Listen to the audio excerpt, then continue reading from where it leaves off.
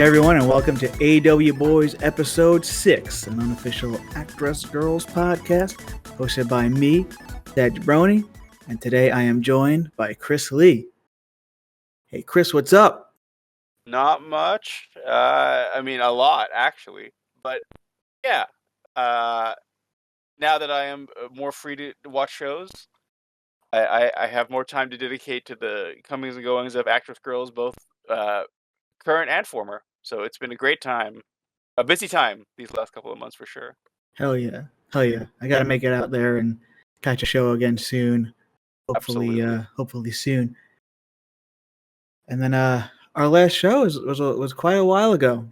Last year was actually talking about the upcoming retirement of Nao Kakura. Yeah, we did not realize she was the vanguard of a wave of of retirements. Oh, we do have quite a few retirements to talk about that are either just happened or coming up soon. So That's correct. Yeah, March 16th, we saw two retirements. We're going to talk about one now and one later when we get into the Actress show that happened on that day. But an AWG favorite from the moment she debuted, Hikari Shimizu, she retired March 16th at the Colors show. A surprisingly sudden retirement. Yeah, so surprisingly sudden, but also, she missed some time due to injury, and Yes. yeah, it's just it sucks. You get older, your body starts hurting, and when you fall, it's a little hard to get back up. And I think that she just wanted to realize that there's a life outside of wrestling. The time off, and came back, gave it a good go, and just time to hang it up. Yeah, and it's always next stuff. It's always questionable. It's one of those things like, how much can I risk getting hurt again? Exactly. Yeah, and that stuff can really change your life, especially if you keep running into issues with it and staying as active, and is like taking bumps like you would do in the ring, more so than pretty much any other professional sport than maybe like American football.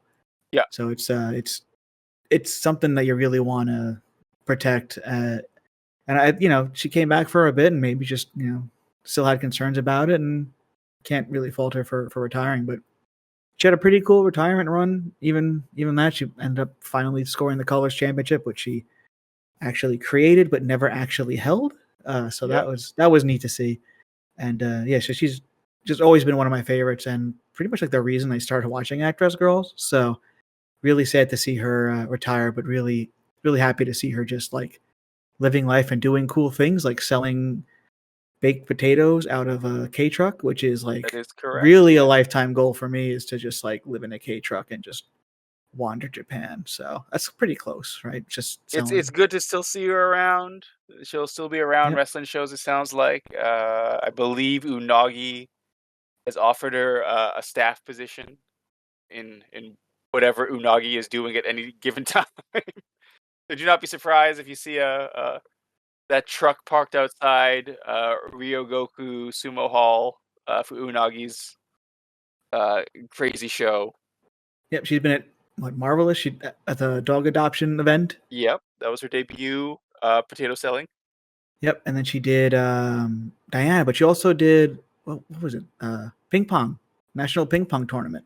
That's right. Yeah. She went to another that ping pong festival. Yeah, so you might see her just anywhere out in Japan, out in an event. So selling stuff. Hey, when you got a truck with sweet potatoes, you can go anywhere. Yeah, that's cool. She's doing something really fun after retirement, and she's still part of the wrestling community, and she's still going to be at shows. So if you like sweet potatoes, like buy them from her. She's the coolest person. She's so sweet. So like definitely like just say hey and grab some nice delicious sweet potatoes. She was still repping the Colors gear when I saw her at Diana's, and bought a sweet potato, yet another sellout for her. So excellent. It was a good day. The only thing I'll ever ask for a review on this podcast is food. So how was it? It was a fantastically a baked sweet potato. So I cannot complain. I mean, it is hard to mess up a sweet potato, and Hikari only made it better. So Excellent. So fantastic. this podcast is brought to you by. No, it's not, but you gotta go. You gotta Starch. go. You see it, you buy it. Starchy roots. All potatoes. This is brought to you by All Potatoes. The potato United Nation Council Potato. for potatoes. AWBoy'Z episode 6 is brought to you by Potato. Potato. Potato. Potato. And then we have another retirement. Yeah. That was announced this morning, as the morning that we're recording this. Yes. I guess your afternoon yesterday for you. But Yoshiko Hasagawa, Yappy, another AWG original. Yeah, who let's rewind it back. Also, upon hearing that Shimizu was retiring, she threw together, literally at the last moment, threw together a self-produced show, which she had advertised as her first and only, which might have been an indicator that this was coming. But yeah, that just as a quick aside, that was a great show. She got her dream match against Hikari. She never got to do in Actress Girls because she was injured at the end of that run of Actress Girls, and it was a wonderful show. And I'm glad it served as as part of Hikari's extended yet short retirement road. And to see Yoppie go, again, when Yoppie came back, I definitely felt like, this is going to be a 2, maybe 3-year run with GOMPRO. This is what I'm talking about, the GOMPRO return. I was like, to make up for the time she was kind of like lost because of her own neck injury. So it was great to see her back. What were your feelings on her return after injury? I loved it. I think that, she really found like a spot in the sport where, like, I feel like before me, like, just how short her initial run was, even though I really do consider her debut match like one of the greatest actress matches of all time. Like, it was such an important statement when, it was like, can this newbie actress, coming in, can she hang with a professional wrestler? And the answer was kind of no, but also kind of yes. It added so much legitimacy, I felt, to like their process, to see that match happen and play out how it did. That it's a very important match in my mind in actress history. So, like, I thought that was good. And then, like, the injury happens and, like, she misses a lot of time, and I was like, she's gonna come back, and I don't know, like, will she just kind of be a background figure in whatever she did? But no, she did a lot of really cool things. Gone Pro run was good, and then TJPW appearances just, like, really did kind of carve a spot out for her in Joshi wrestling history there. So I'm really, really glad that she had this, this return and this extra time. So, I'm sad that she's retiring because I feel like she's, like, kind of at the height of her popularity at this point, and going at the top, which I believe she actually posted. She's like, I want to go out in my prime. I'm like, yeah, that's fair. Yeah, that's fair. I got nothing but, like, respect for someone who wants to do that and go out on their own terms. And it's the same thing with Shimizu. They want to go out on their own terms, and that's really, really respectable. And those are two of my favorites. And just that's just what I'm going to keep saying about all these people in actress, because they just really find a way to become your favorites if you watch them for long enough. This is future Rich and Chris from 3 days after we had originally recorded this episode. And we have some breaking news, and we're first going to break into what a crazy 3 days. And the first break in, so there's going to be another one later on in the episode, so be prepared for that, because that's some crazy news too. But so talking about retirements, talked about Shimizu and Yoppie, and now we had another announcement literally yesterday, 2 days ago, your time. That's right.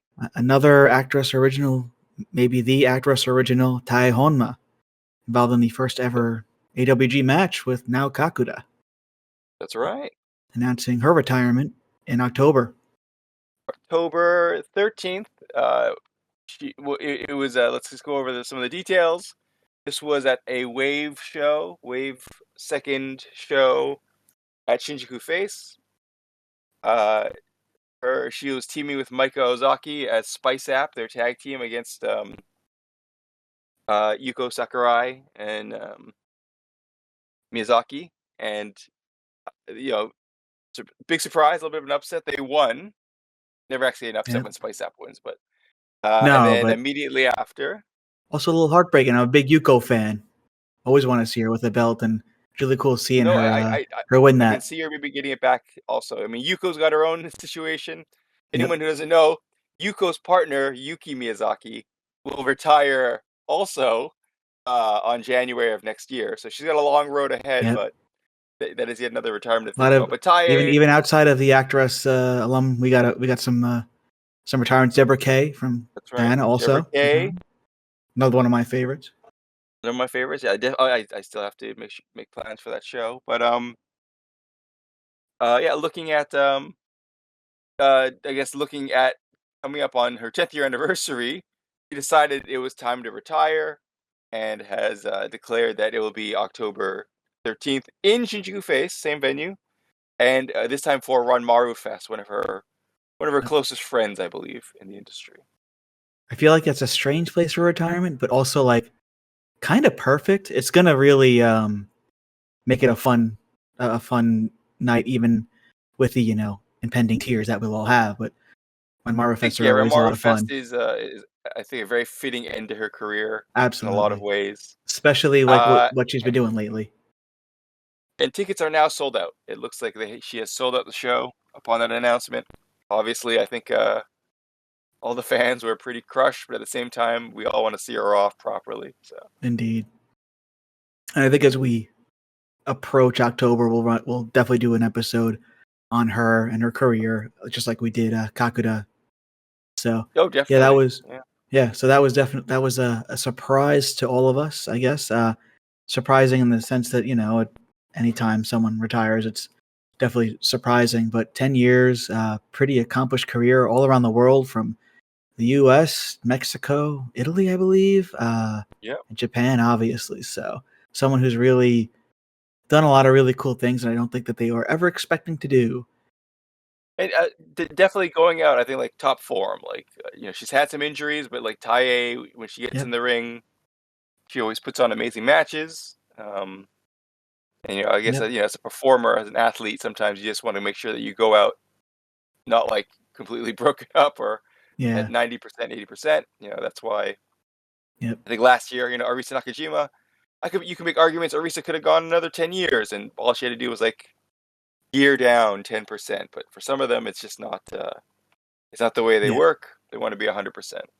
Exactly. And if you're a Tae fan and unfamiliar with like the very early work, that video series I put together really covers those initial shows, including stuff that she did, within that window of those first 7 shows, but also like when outside of that. So she had the Reina appearance as well. So pretty interesting a lot of people to see. Forget.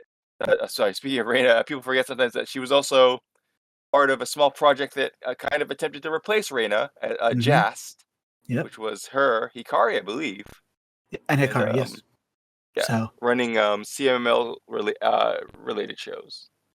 So you're covering these 2 retirements so close to each other is like I said, it's unexpected in the sense that it's always unexpected when you see one of your faves who are going like as hard as Tae has been, especially like overseas and everything. I mean, she's going to be in the U.S. in June, I think, for Kitsune on June 8th that weekend. That's nice. I like that. One last chance for fans of hers abroad to catch her. Absolutely, and like I caught her there. When was that? 2 years ago now. When for the first Kitsune show, and just the fans were so warmly receptive to her, and you can see that she was loving all that atmosphere, overseas. So really, really glad that she gets to experience at least one more time before retiring. So yeah, if you're in on the West Coast, whatever you think about the promotion itself, go and support Tae. Just go and support her.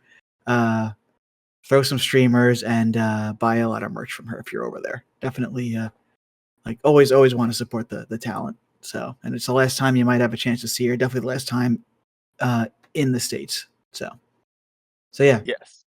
really, kind of, definitely bummed about it. But again, always want to see someone go out on their own terms, and still got a few months. So gonna definitely savor as much of this as possible. Absolutely. Definitely. And Also, then in those months, there's a hell of an event coming up. I know, and we'll get to that for our next interruption, which will happen probably in like a few minutes. So other than Actress Girls and Joppy's show and Colors, anything else that you've been watching recently? Any other things No, you've been to? just to go back to that color show, because I know it's going to probably be a while before anyone sees it. It was recorded. I do believe it will come out. I do recommend watching it on DVD. The latest technology. Because it was a wonderful show. It was a wonderful send off. I wish that Yoppie show had been recorded. I did a write up. If you want to go to Resura, I don't know if they're not a sponsor of this either, but I did a write up of that show, including embedding my photo gallery in there from that show, because there was no cameras at that. So that's definitely kind of a lost show, but it was. But I would put those two together combined, especially also because there was a Washoy appearance in all of that. So There was. If Tokyo Joshi is following the one actress girl in, one actress girl out rule, I think it's time for Washoy to maybe dust off those boots for one get more that run. money, whatever she's asking. Yeah, get that 1.5 year run, and then her kids get probably your nice old retirement enough. show. So. Have everyone on Wrestle Universe fall in love with you and call you the greatest thing ever, and then break their hearts by retiring after 9 months. So I think that'd be the perfect run, and then we could get someone else in there. Yeah. I'm gonna take an aside here and go on a rant about media in like actual physical digital media in Joshi wrestling, because Miyuki Takase's anniversary show was going to be released in like HD on demand VOD, and then her fans talked her out of it, and then it came out on DVD, and I am so angry with her fans about this. Not really, but I just thought it was really funny that like she was like surprised by the fact that her fans wanted a DVD and a physical copy and a physical media. I think that's a pretty neat thing about Japanese culture and Japanese media consumption. And when I went to Japan, I actually picked up a bunch of CDs, cassette tapes, and I picked up DVDs of concerts and stuff because they're available and they're physical and they'll always exist, which is really nice. But also, I just wanted something in like an actual watchable definition on my 75-inch TV. So I wish Blu-rays were more affordable to press. I know that they're not as cheap as a DVD, sadly. Yeah. I was warned when I bought a Blu-ray at Tower Records in Shibuya, like, this is a Blu-ray. Like are you sure you're intending to buy this and not a DVD? And I was like, yes. So I feel like even that, it's very uncommon in Japan. And I'm not even sure like how big an average TV is there. I mean, like in America, like they've actually gotten pretty big because with the flat screen you can really shove it against a wall. You know what the problem is? Everyone's wasting AI technology making fake Ghibli movies when they should be using AI technology to upscale Joshi Pro DVDs. The real use of technology. Exactly. I have the app I use like does some nice like fill-in stuff. It makes things a little bit more watchable on an HD TV or an HD screen, but it's just not. It's not the same. It's not the same. Especially when there is an HD file sitting on someone's hard drive. Sitting there. The acting too. Acting originally was just on DVDs, and now everything's on YouTube now in glorious, wonderful quality. And and you can see the difference. Yeah, and if you are not subscribed to the YouTube, just subscribe for a month and just watch the acting shows, because they're just a lot of fun, and in that quality, they're even better. You'll see Washoy, you'll see just a lot of really fun little things throughout, and character like wrestlers you love playing weird characters that are completely unlike what you see them play now. That I really can't wait to see like some of the more recent stuff kind of circulate back into there, especially when you see Ishikawa and Kyoka in Ayano's magical schoolgirl, whatever they're doing thing. So yeah, that's a very different like look at people and see like how wide of a range of performer a lot of them are. So I cannot shout that out enough, and that will look good on your 65-inch Hisense TV. So I really would want them to. I wish they would just move the whole catalog to YouTube. I know there's issues with YouTube. It's not like the perfect solution to anything, but it is actually maybe the easier solution to a lot of things. Even of the stuff that's on Nets. Nets Yes. is 720p or whatever, which is fine. Totally serviceable and totally watchable. Yeah. But when they post the same, like a match from that show on YouTube, it's 1080 60, and it's just so much better.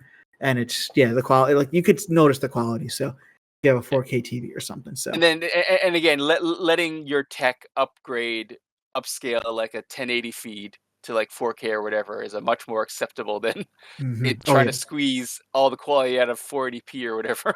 Yeah.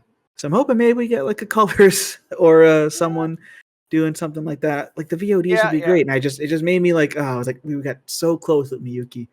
But you know, I think the stream was still in 1080, so the stream version, but only has one camera angle. So, you know, it is what it is for that. But yeah, I just wish that was your old man tech ramble section of this. I just wish we could. I'd settle for a Blu-ray. I would love more. I love as much as my space is limited. In Japan, I do want a shelf that has nice Blu-rays lined up on it. I couldn't survive in Japan. I have a whole thing of thousands of records sitting right next to me. Literally sitting right next to me. Vinyl records. I finally dug up all these old CDs from my buddy, my former roommate. I gave a bunch to a friend of ours, but then I still have a box full. I'm probably I'm going to throw it the hard off for like a 500 yen coin just to get it out of this apartment. But yeah, I mean, physical media, I love it, and at the same time, when you live in Japan, you remember why places like the hard off are very popular. Yep. And like if you're a tourist there and you like collecting shit, Tower Records is heaven on earth. Number one, it exists still. Yeah, it exists. It exists in multiple places. I went to I think 3 of them when I was there last. Shinjuku, Shibuya, and Kinchicho. Yeah. So yeah, just they're the all. Shibuya one is the one though. It's massive. It's like 8 floors, 10 floors. Yeah. It is massive. Building. Yep, it is massive. Kinchicho, I think, is the whole half of a floor of a huge department store. So yeah, they're all over. They're big. You will find cool stuff. Cool 100%. Physical stuff, and then hard offs also digging through. Yeah, hard off and book off. So just as hilarious as the name hard off sounds, it is a used good shop that is I guess like the more like hard, like literally physical goods, like we're talking furniture and cameras and stuff. But from a main brand called Book Off. If you don't know what Book Off is, one of my favorite Dead Mall channels, Retail Archaeology, did a wonderful video that covered what a book off is. I believe he came to Japan, and I recommend that video. And I recommend just type in book off if you're bored in Japan and you got a day off. Go to your local book off. There may be a book off near you right now in America, because there is one by my parents out in New York. So there are some out there, all over the country. So it's interesting. I went to the one out by my parents, and it was like, blew my mind that it existed there. But my favorite one was I went to one. The best ones to go to this is your hack, are the ones in the middle of nowhere in Japan. I went to the one in Iyo City, which is in the middle of Ehime Prefecture, between Uejima and Matsuyama. It is way off the beaten path. No tourists ever really go there.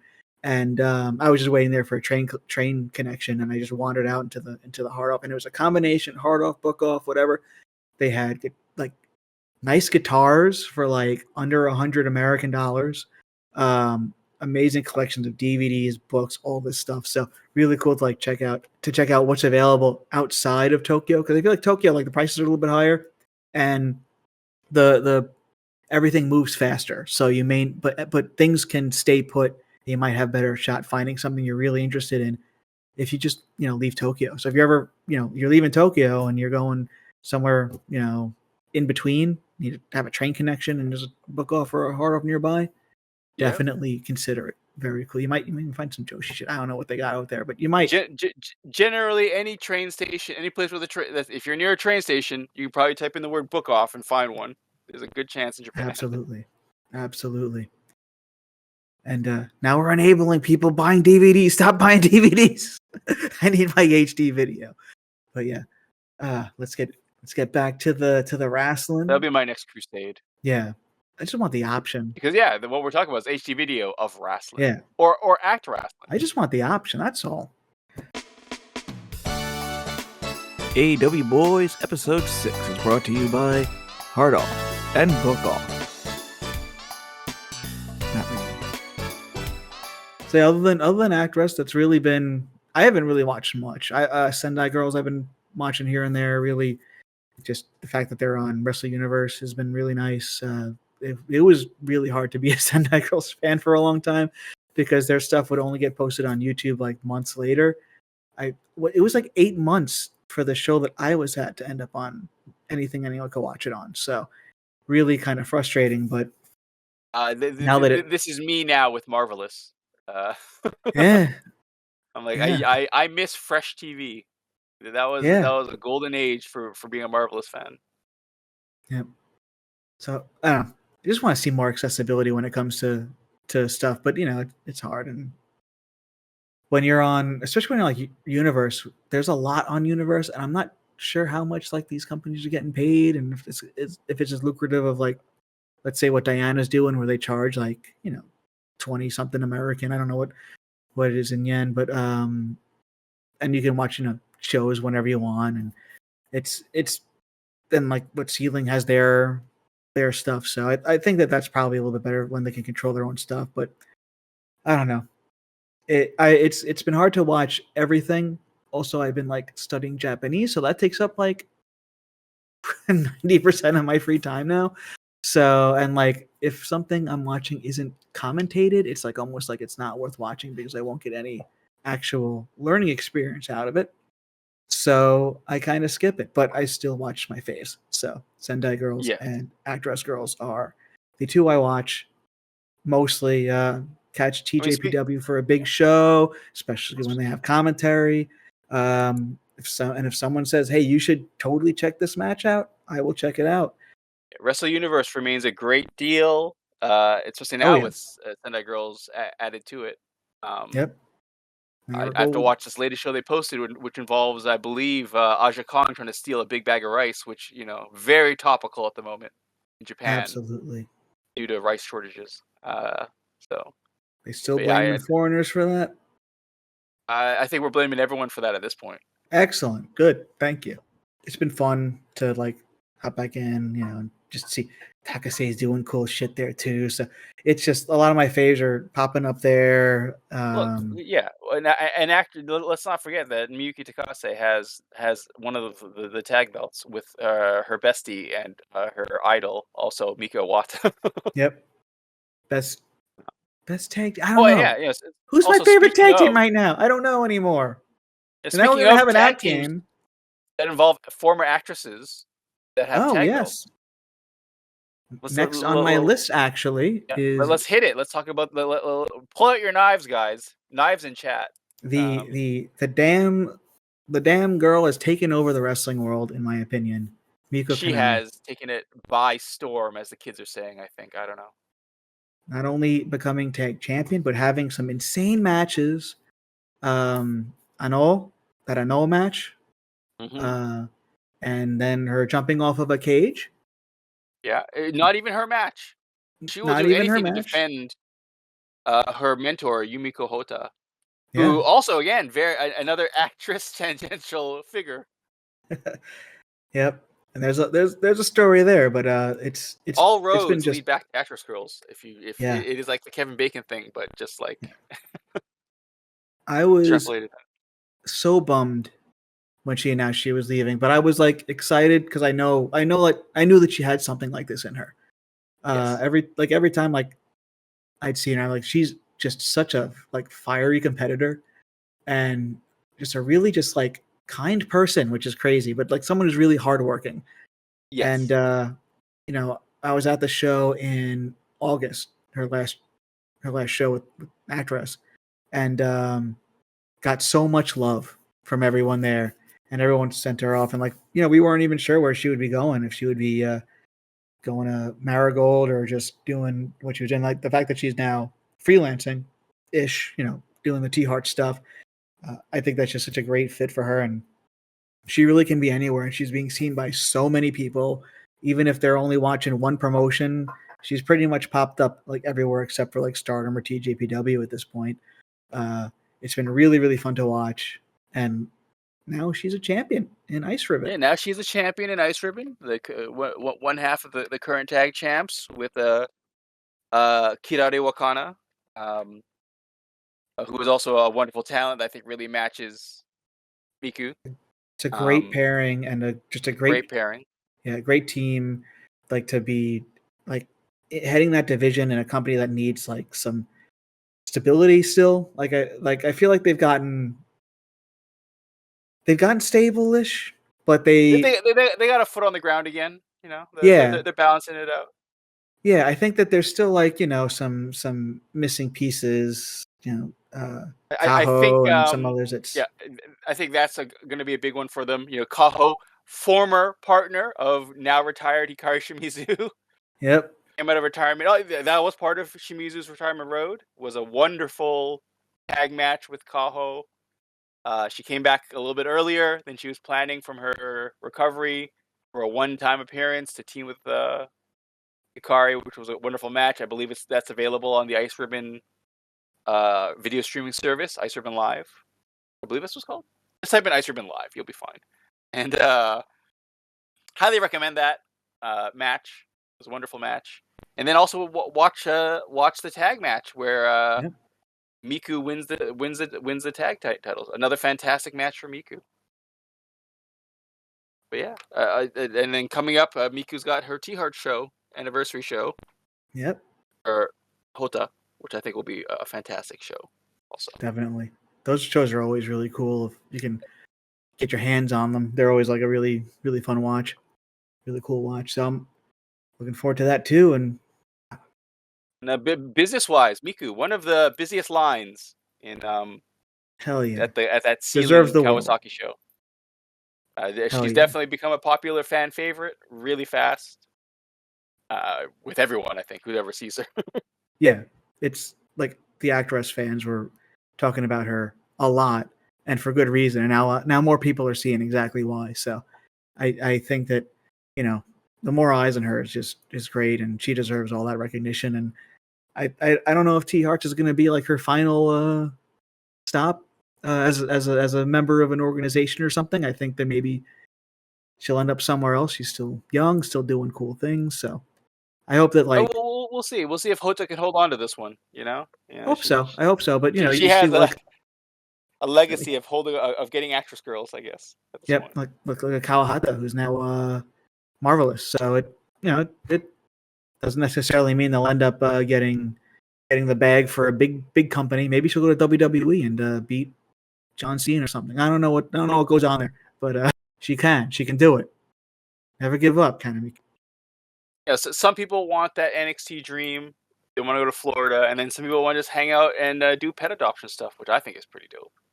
Exactly. So really like again, still very early in her career, just I guess fell in love with wrestling. It's part of Actress Girls. So and she's really doing I believe so much she's come stuff. out and noted she's always been kind of a wrestling fan. You know, she's kind of talked about her history a little bit more. But yeah, I mean, Actress Girls, I think, gave her the opportunity she'd Yeah, been I think looking fell of for. like actually doing wrestling. I think that the reservations that you would have about like, you know, you see that a lot about like a lot of like even I know Iva said that like she was invited to stuff. She loved wrestling, and she's like, I don't know if I actually want to do it.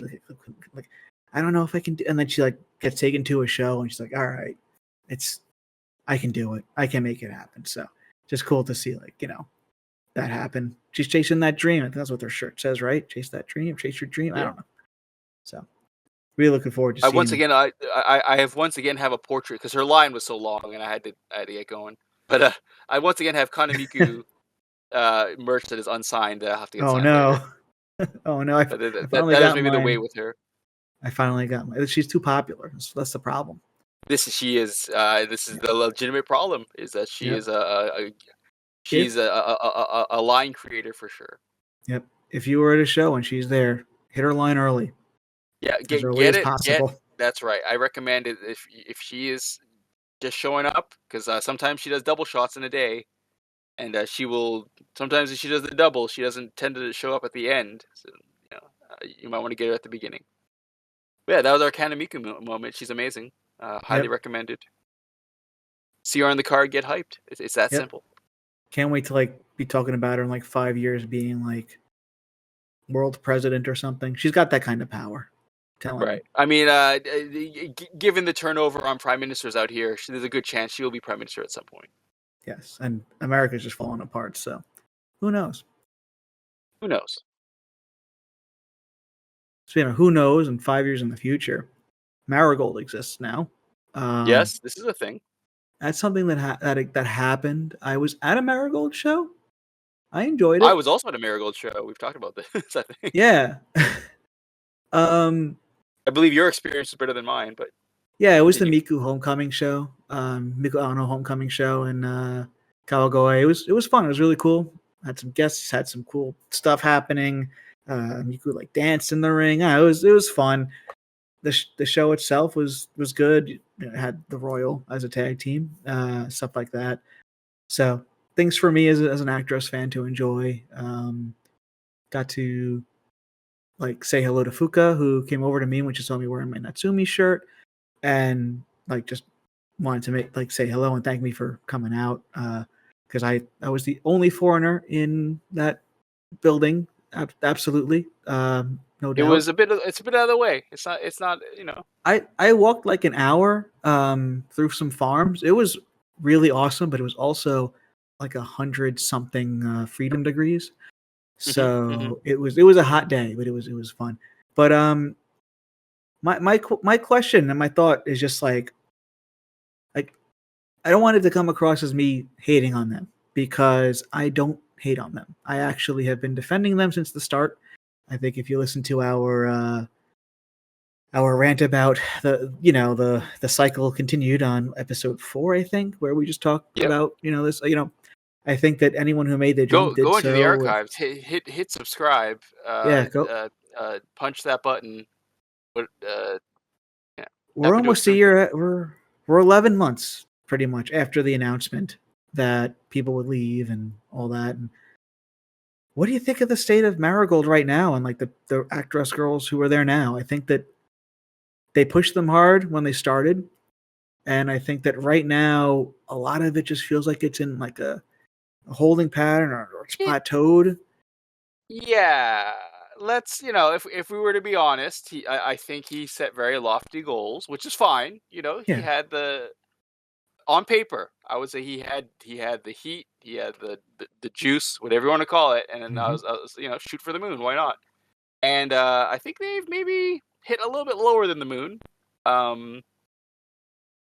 They've kind of settled into a very crowded already scene in Japan, and they're now kind of I am not the biggest Marigold fan, but I would even say they've done okay for themselves. Are they where they want to be? Maybe not.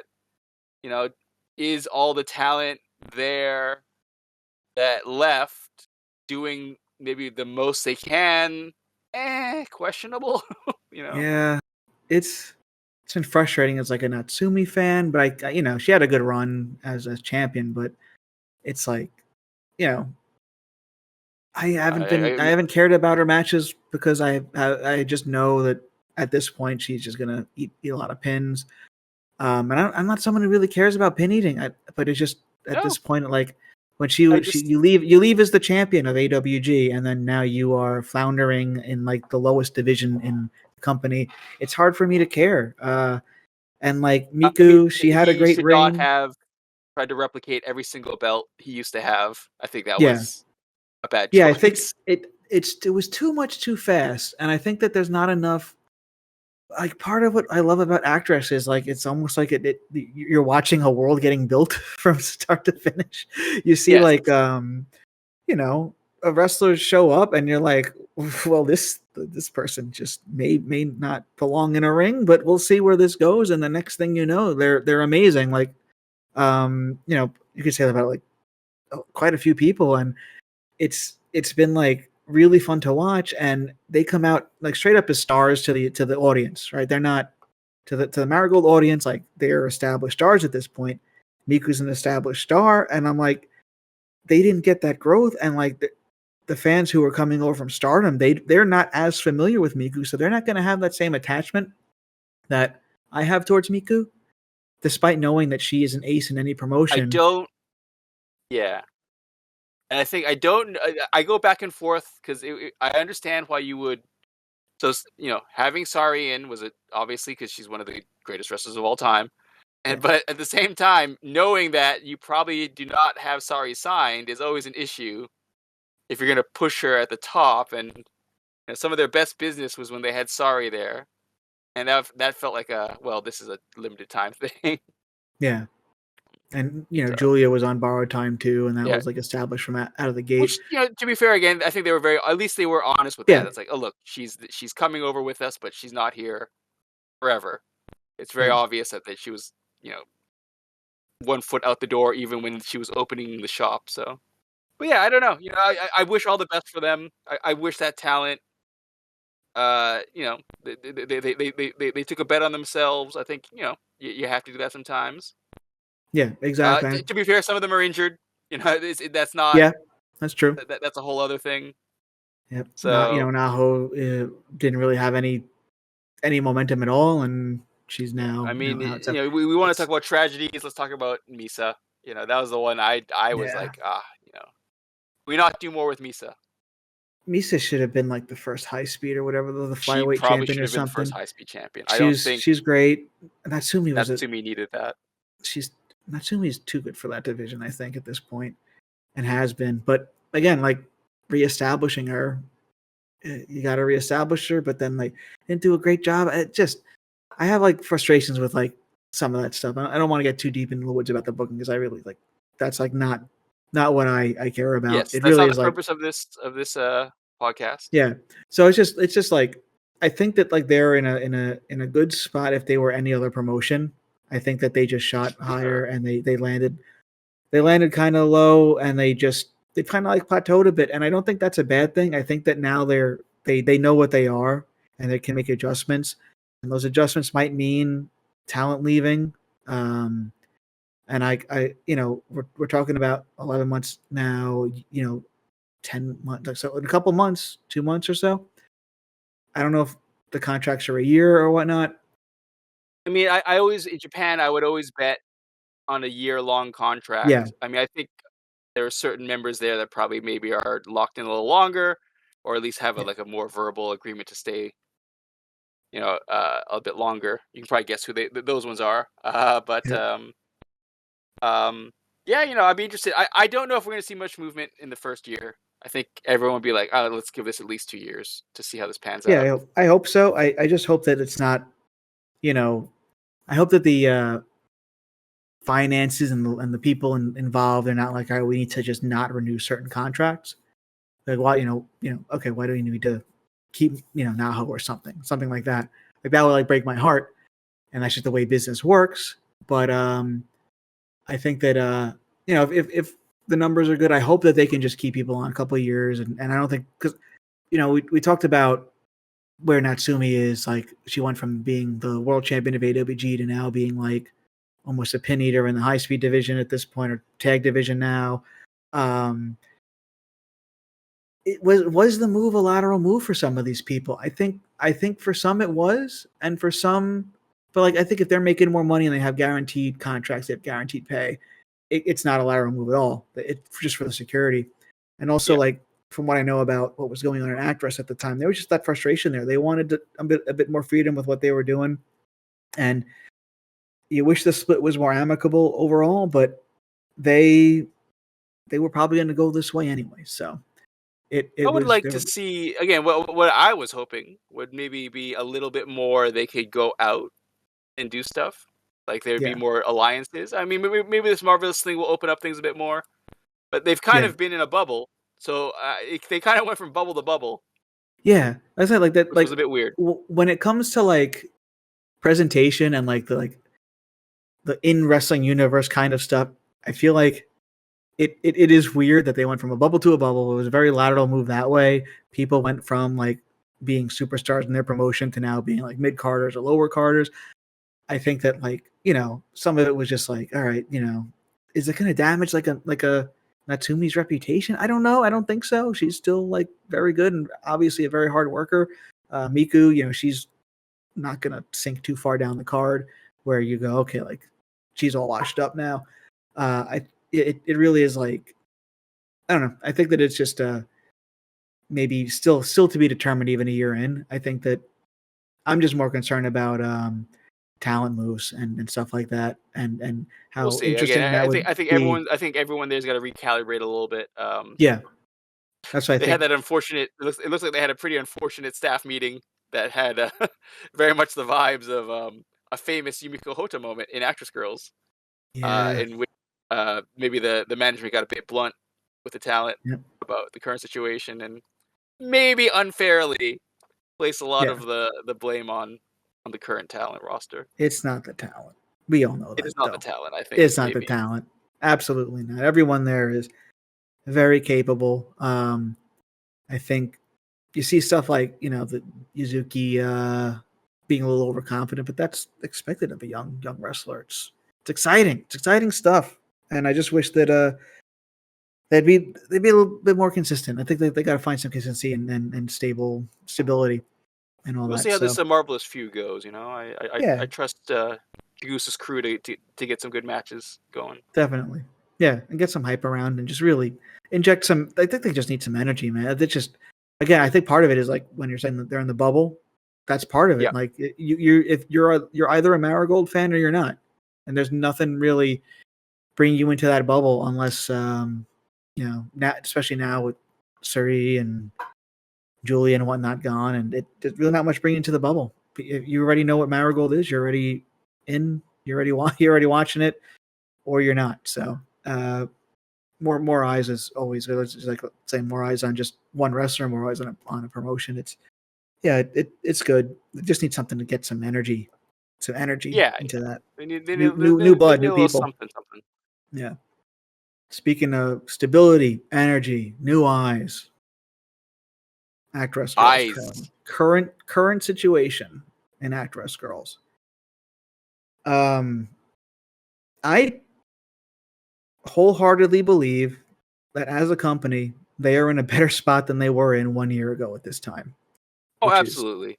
Kind of crazy because when you look at the roster a year ago, they had Aono, they had Shozuki as champion, they had Koki, they had so many amazingly talented people that all left for whatever, and I think that they, as a promotion, have positioned themselves and restructured themselves in a much better situation than they were a year ago, and I don't know.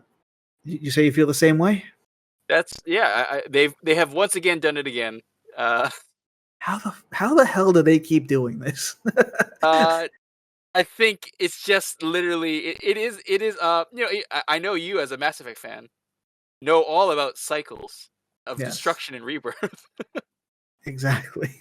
And I Every believe 50, that is every exactly what's happening. 50,000 years becomes every like 20 months. Yeah, every 20 months or so, we're gonna blow this thing up and start a new world. Yeah. And then we'll go to the Citadel. It'll be great. Yeah. Does that make Rossi sovereign? I mean, probably. Maybe Fuka was sovereign. No, Fuka was Saren. Yeah. Yeah. Maybe Okay. that. I think that's more accurate. Maybe it's Sunny. But I don't know. yeah, I think Sunny was Harbinger. Oh, geez. Okay. Assuming direct control. Uh, but I mean, he might yeah, have to in a few more years. That's not even a thing that's not even on him. That's just gonna be yeah. the reality It's he's just gonna have to yeah. do. But yeah, like it's, like I think that the people who wanted to leave had frustrations, right? They got out, they left, and I'm happy for them to be out there doing their thing. You had some pretty big departures, even who didn't, like Miku Kanai. She left, and she didn't go to Marigold, but she went and did her own thing, and she was a big loss for actors. I was saying like her and Mizushima were going to be the future of the promotion if Sakaguchi could keep them, and he's still got one of them, but Yeah. Miku went out and followed her dream to do what she wanted. So I think that I don't want to say they got rid of people, that the people left to do other things and they're doing what they want. And the people who are there now really do understand what actress is.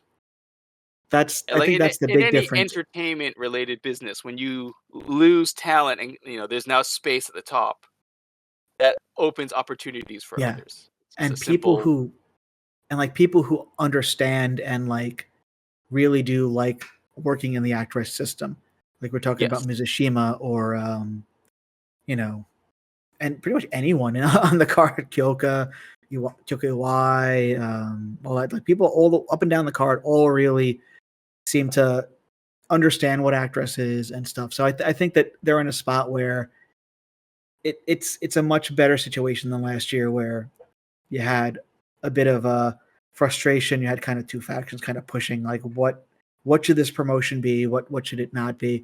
I think now it's Yes. kind of more focused, more driven by Sakaguchi's vision, pretty much, and the actress, management's vision, and including stuff like Mari and Maru and Act, all there pushing ideas and stuff. So I think that they're just in a better spot overall. I don't think I don't think the in ring is as good as it was then, but I think that it's way more compelling than what a lot of the former people are doing now. I think that right now you have a way more compelling product because of just what they're good at. I think the actress thing with the thing again, the thing I always like about actors is they're in that phase where you're seeing talent grow in different ways. Now that there is a vacuum to be filled, they're like, all right, let me try this, and then it's yeah, maybe the overall work rate. Let's cage match, break out your ratings, whatever, is maybe not wherever it used to be last year, or or the generation before, but it's going up. I think the general trend is going up, and again, we're going to see new talent step up to the plate. That's the most exciting part about actors, is watching like those those unrefined talents finally figure things out, put things together. Like Haruki Ishikawa is like the breakout star of the year for last year. Just the way that she, took advantage of the void left behind, more opportunities for her to get on shows, more opportunities for perform in front of an audience, more opportunities to get into practice and stuff, and really just became a absolute superstar in actress, from not only just like her in-ring ability, which is like exponentially improved in the last 12 months, but also like her facial expressions, her attitude. She's really figured out where she thrives as an actress member.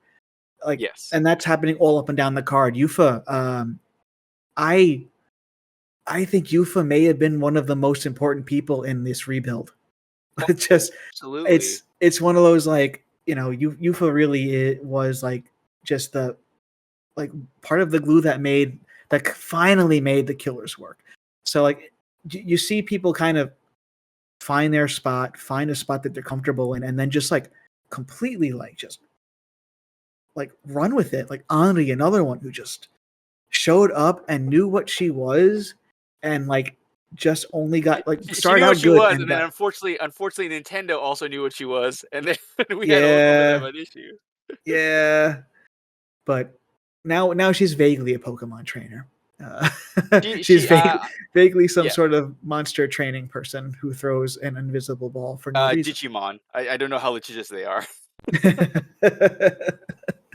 But yeah, it's and like Urson Nagai, like she pops up and she makes a huge impression, and yeah, it's been a really really fun watching like that all kind of come together over this. And then another departure was Alice Auno, who was Yeah, very short run. Sometimes things just don't work out. Sometimes maybe your yeah body doesn't hold up the way you thought it would.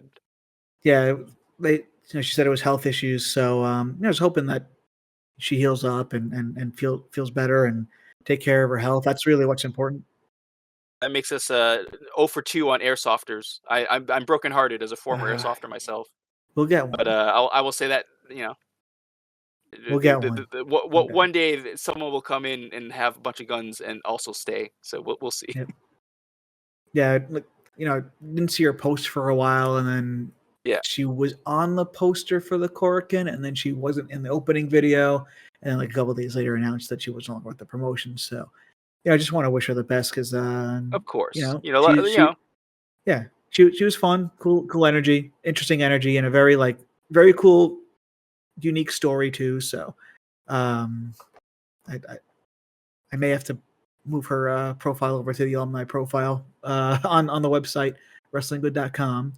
So check that out. But yeah, she's yeah. So again, wishing her the best in that. And, she's got had a million projects going on, and I think she's got stuff like pending release. So things to keep an eye on. We will see again. You never know. Again, health is an important thing to take care of. Yep, It comes exactly. first, So as they always say. exactly. So and again, if you enjoyed her in the ring, she's if she continues acting and doing stuff, just keep tabs on her. Probably do something cool in the future that you might be interested in.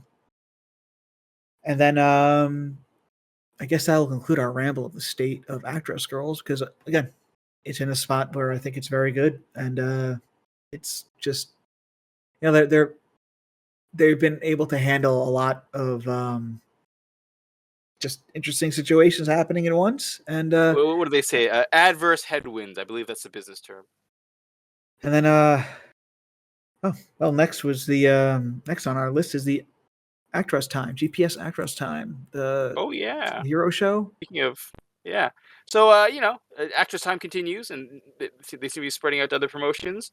GPS is kind of like old stomping grounds for them. If people Yeah. don't know, GPS is it's kind of an independent promotion. Yep. And they run various shows. This was actually a barrier-free show, which I think is These are an called important hero, distinction. the hero The shows. Yeah. hero, that's right. The hero shows are barrier-free. Barrier-free So I'm meaning gonna yeah. So with GPS, they were kind of the introduction point of Act getting back into wrestling, that is correct. That is correct. and also where Yumi Agawa was working with before Actress. And And she continues, I believe, to work with them on some levels. yes, exactly. She does. I just want to make sure like there's a connection there. There has been a connection there, and even in acting, Kaguya started out as a GPS project. So Yes. there's some background to go And of that. So still seems to have some connection with them. So I believe so. I the recent believe YouTube so. Live was done in front of a Yeah, it was on GPS or both, and from the it GPS was office. actually on both the Kaguya YouTube channel and the GPS YouTube channel. Yes. So yeah. So again, there's a connection there. There has been a connection there for almost like 5 years at this point. So at least. So yeah, I just want to shout that out because Absolutely. it's just important to know. Like, yeah, it's not necessarily a new promotion that they're working with, but I think that they've kind of reconnected with them lately, and Yes. it's just an expansion of what they're doing anyway with Actress Time. So yeah, no. So how was Some that? people might be familiar. Also, GPS might be familiar as where Konami stopped off after she left Reina before she joined Yep. Stardom. But GPS was Konami's, I guess you call it home promotion or home base for a bit. But yeah, no, it was a great show overall. I recommend it. It's all on YouTube now. I think it's almost all on YouTube, except for the main event, which I believe will go up soon enough. But yeah, Actress Time is on YouTube. It was a very, very fun match between Henri, Mari in her old form, in ninja form, pure ninja form, we'll say. Mizushima and Wild Bunny, who we have not seen in a while. Bunny. Yeah. Yep. So a very, very fun match. You know, it's up on YouTube. I don't want to speak too much about it, but it had all the classic Actress energy. You know, there's some interesting tag moves that they go for. It was a nice, and again, it was nice to see them outside of their little Actress bubble. I will say, especially maybe during the mentally insane Kaji Tomato versus was it name every time? But the Kaji Tomato basically had a match where I believe the stakes were either he loses his tomato dance, which would have been a tragedy, or his opponent who had a very we'll call it genitalia based offense, where he would attack his opponent's family jewels, was at stake, and it was a pretty funny match. And the Actress girls, again, kind of live in a bubble, were clearly enjoying it quite a bit. So it was a pretty good time just to see them react to wrestling that is not Actress Time. Nice, yeah, and like the hero shows are really like cool, like the barrier free and yeah towards people who with various disabilities, whether it's blindness or being deaf or anything like that. There's a whole like they accommodate fans and stuff. It's really cool. There's a YouTube video that kind of documents like what they do and stuff. Really cool stuff. So definitely like worth checking out. It's a very unique promotion and definitely one that I think that, especially like if you like Actress Girls, just watch the Actress Time stuff and you'll really, I think you'll enjoy it and maybe watch the rest of the show. Yeah, I think but you will notice that they have actually like sign language interpreters on like all 4 ring posts. It's very, very nice. Also, I want to shout out Michelle. You might know her as Pro Wrestling Eikaiwa on Pro Eikaiwa. I can't remember which one it is, but it's one of those two. Who did English commentary on the latest Hero show that had Actress Time. And she does a wonderful job doing, maybe not commentary, announcing, I apologize. English announcing to explain some of the stuff that's going on in the show. So I highly recommend checking out both her Twitter and then her work on this show. It was quite good. Definitely. Yeah, she's great. She's been a great advocate for what they've been doing. Yeah, Actress Time. Good times. We have an Actress Time coming up. I believe in May in Machida Pro Wrestling with Dump Matsumoto holding a show. Yeah, highly recommended. Actress Time is available. There's a free Actress Time. Just type in a GPS Hero Wrestling, and that should take you to their YouTube channel. And their latest show, Hero 43, is the one that involves Actress Time. But all the matches are divided up. Hopefully the main event goes up, because I want to see if they can catch the video of me being hit in the head by a random weapon I believe Onita was throwing around in the ring, and then maybe I got a lawsuit on my hands. I will not sue Onita. I probably won't win that, but I'm just saying that'd be a fun clip to look for. Yeah, that's it. That's all I have to say about Actress Time. Did you watch the match yourself? I actually have not watched. Well, I actually just watched the dance. I didn't go deep into the match. I've been a lot of my time's been taken up by like studying and other stuff. So it's been tough to find time to watch everything. I've been keeping up with the actual proper shows. Is important. Yeah, I've been keeping up with the actual shows. I figured, I watched a little bit of I watched all the dance. So obviously, because you can't skip Love Riddle. It's just a law. No, of course not. So, but yeah, it was pretty much. I just want to document who was there. That was why, because like that's how you see who's there. So for the Actress Time is like there's certain people in the match, and then there may be extras in the dance. So, yes. But I do like what they do, very much so, and I think that like it's cool to go back into their onto their YouTube, because they have a lot of it's a lot of cool archive stuff, again from Konami when she was there. A lot of Wild Bunny stuff, and Wild Bunny used to be the head of a faction there. So very just a very, very cool, interesting little promotion that tries to make things accessible for a lot of people. So something I'll always kind of be behind. But yeah, Yes, yeah. yeah, definitely check it out. So next thing I want to talk about is the Korakuen show that just happened March 16th. Actress Ichiban series, Actress Highest Heaven. Yes.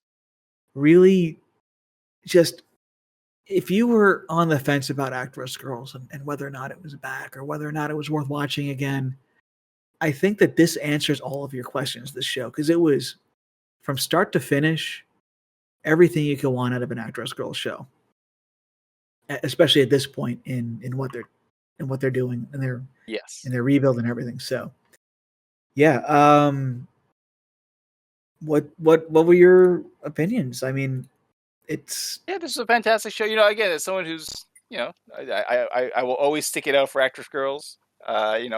Do the good and the bad. Sometimes actually, the chaotic person I am, sometimes maybe I will admit maybe the bad is kind of like where I have a little bit too much fun sometimes. But this was a great show. This is overall just a really, really good show.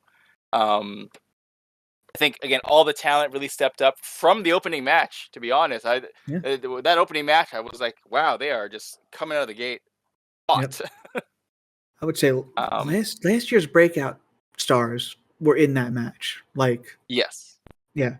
I'm hard on Kyoka because I know that she can do better than what she's doing right now overall. Like, I feel like she just kind of more or less plateaued, and I think that some of it is because of like how she's been bouncing between like tag teams like the last like 6, 7, 8 months.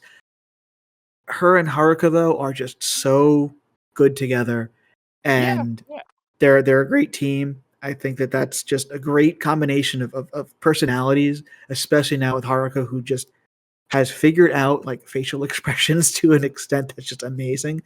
Everything she does, she just looks like she's just a crazy person, like who loves inflicting pain on people, and her only mission in life is to just like fight people, which is great. Yeah, and then she's gonna put a hurt on you. Yeah, and Kyoka is also very good at acting, very good at like just performing. A lot of screaming, a lot of that stuff. I think the in-ring stuff is just hit and miss with her, but overall, like she's been solid, and her Miyuki matches and stuff. She's been solid. Nagai is just. I feel like if Henri didn't exist, Nagai would be who everyone is talking about as like the new hot rookie in Actress. She just got that great energy, incredibly talented. Yeah, I agree. Like, but for me, like, to be honest, like, again, because I like antics a lot, I do place Arisa a little bit higher on my list. Again, that's just a personal thing. I do agree that Henri is amazing. He's a fantastic. Yeah, well, the only reason I'm saying Henri higher is because she won the Young Actress. And yes, she won. That's the only reason. Yeah, that's the only reason. I would agree. Yeah, and rightfully so. Again, she was fantastic in that. Yeah, and like she does a lot of cool things. Yeah, the path they took, it was great. Yeah, she has a lot of cool things in the ring that, like, I think for someone who debuted 4, 5 months ago, like really really surprising. And Arisha once has again, Actress Girls, the training and development of new Actress Girls is always still amazing. The way it happens. Insane. Yeah, it's insane how it happens, and they just do it. They just keep coming out with new wrestlers, which is amazing. And Nagai, again, like, incredible energy. Love the dance. I was at her debut, which was a lot of fun. Just got a lot of people behind her. Really, really just immediately just like instant superstar. Comes from her background of like doing a lot of cool, interesting idol stuff. She was in a group called Himawari Princess and did some cool stuff. She writes her own music, writes her own songs. She's that entrance music was fantastic from the get-go. I remember the first time I heard it hit, I was like, "Oh, this is a banger." Paired with an amazing dance, incredible energy.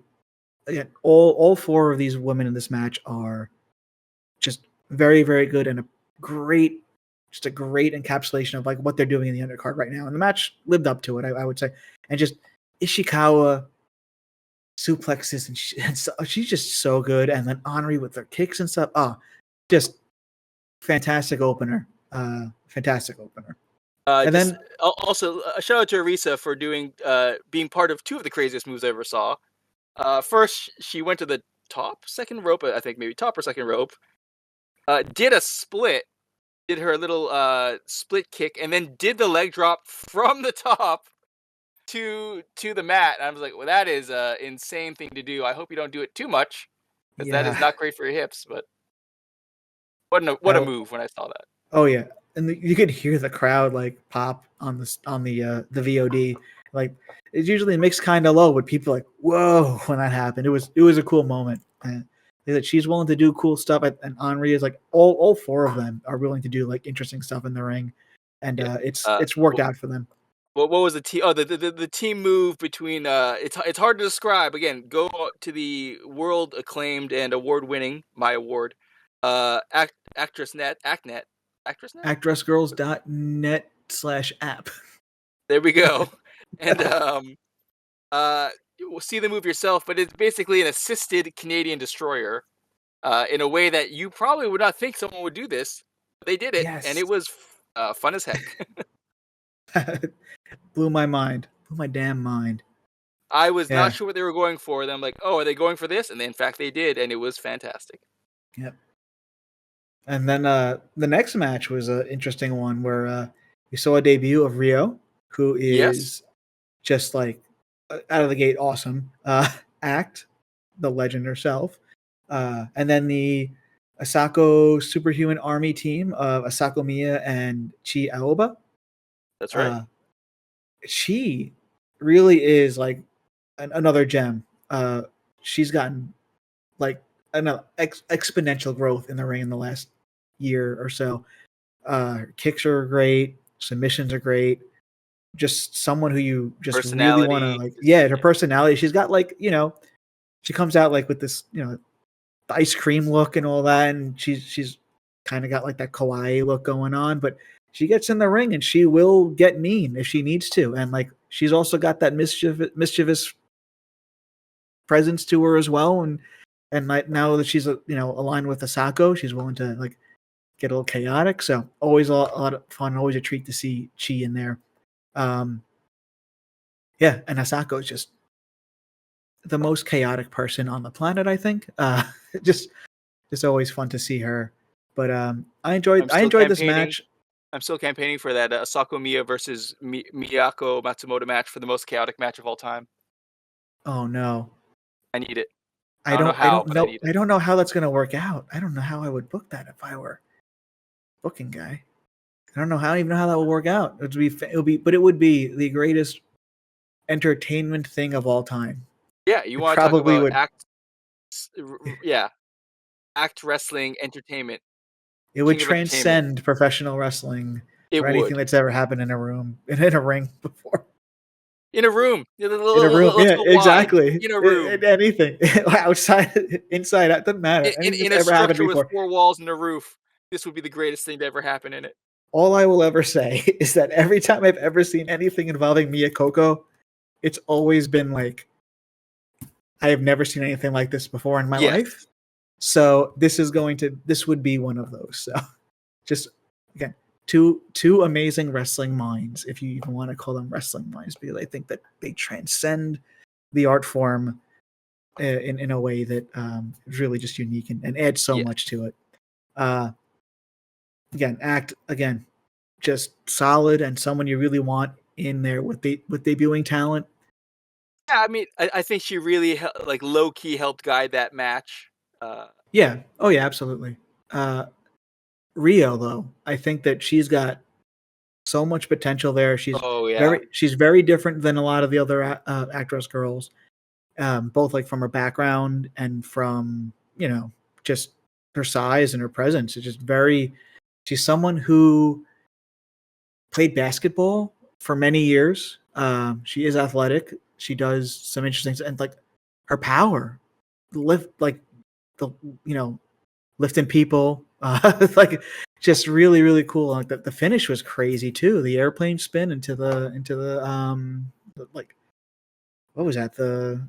like an attitude adjustment kind of deal, Yeah, or basically, it's hard. yeah, It's not exactly an attitude adjustment. It's or like you Death said, it's Valley her own little Driver. Like spin it, on it. yeah, it was her own kind of deal there. Like you see, like even like Kyoka has a similar move too. Like but it's a unique version of it.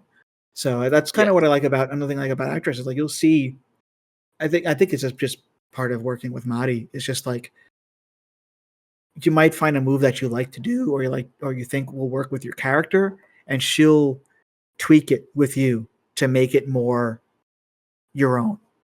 And I think that's what we saw there with that finish with Rio. And Rio also, like, just beyond just wrestling, her content, especially on yes, TikTok, has been incredible. A great window into like the training. I mean, it showed her and Sakaguchi working out. It showed her and getting advice from Mari. It showed her and like Natsuki like going over some stuff in the ring. Like it gives you an idea of like what actually goes into these, like creating these new wrestlers. We're just talking about how they have this system down. Even if the parts change and the people change, they still have that system in a way to really train these people. And um, say what you want about Sakaguchi, he has the system very, very well tuned, and he's able yes, to just put the people in the position where they can train. So whether it doesn't matter if it's a Hota or an act, it really is like they're able to just really use their experience and just kind of cultivate what works for everyone individually. It's not one specific person leading. It's really is that committee. And I think some people go, like, I've been asked, like, who is the lead trainer there? And I'm like, it. I want to say Mari because I know that she does a lot of that, but I think that it really is um, a training by committee, and it has been yes. for a while, especially since the reboot. So yeah, so I think that just like Rio's videos only confirmed that more so for me, because she really does give you that unique look into it. Now she's actually posting stuff from her debut and a cool behind the scenes look at her debut. So definitely give her a follow if you're on TikTok. And I think she started posting them on Instagram too. I think she cross posted Instagram. So Yeah, a definitely, reminder that if there might be some issues getting TikTok depending where you live. yep, So exactly. So definitely sub to all her accounts, sub to all the Actress yeah, Girl social accounts. yeah, and like Um, join the FannyCon if you're a real fan of Actress yeah, Girls. exactly. There is a new fan club too. So they're the FannyCon, which is just a fan club. You can see some chat stuff and really Chat like stuff. They have stickers. They'll be doing. yep, I think they have upcoming raffles and stuff yep, coming up. That'll raffles. I don't think you can also be enter fun. if you're not in Japan for any raffles.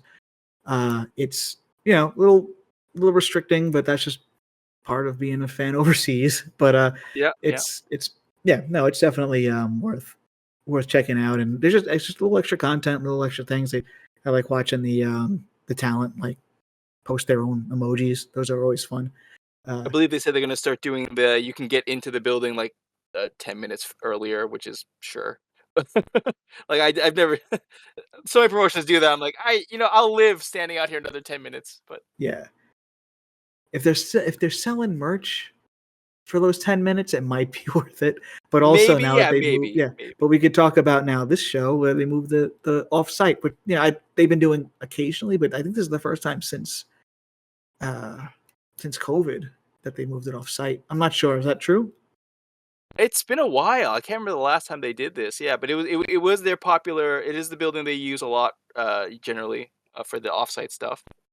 Um, it was warm as heck in there because it was one of the warmer days we'd had in a while, and then also it was packed. It was just Yeah.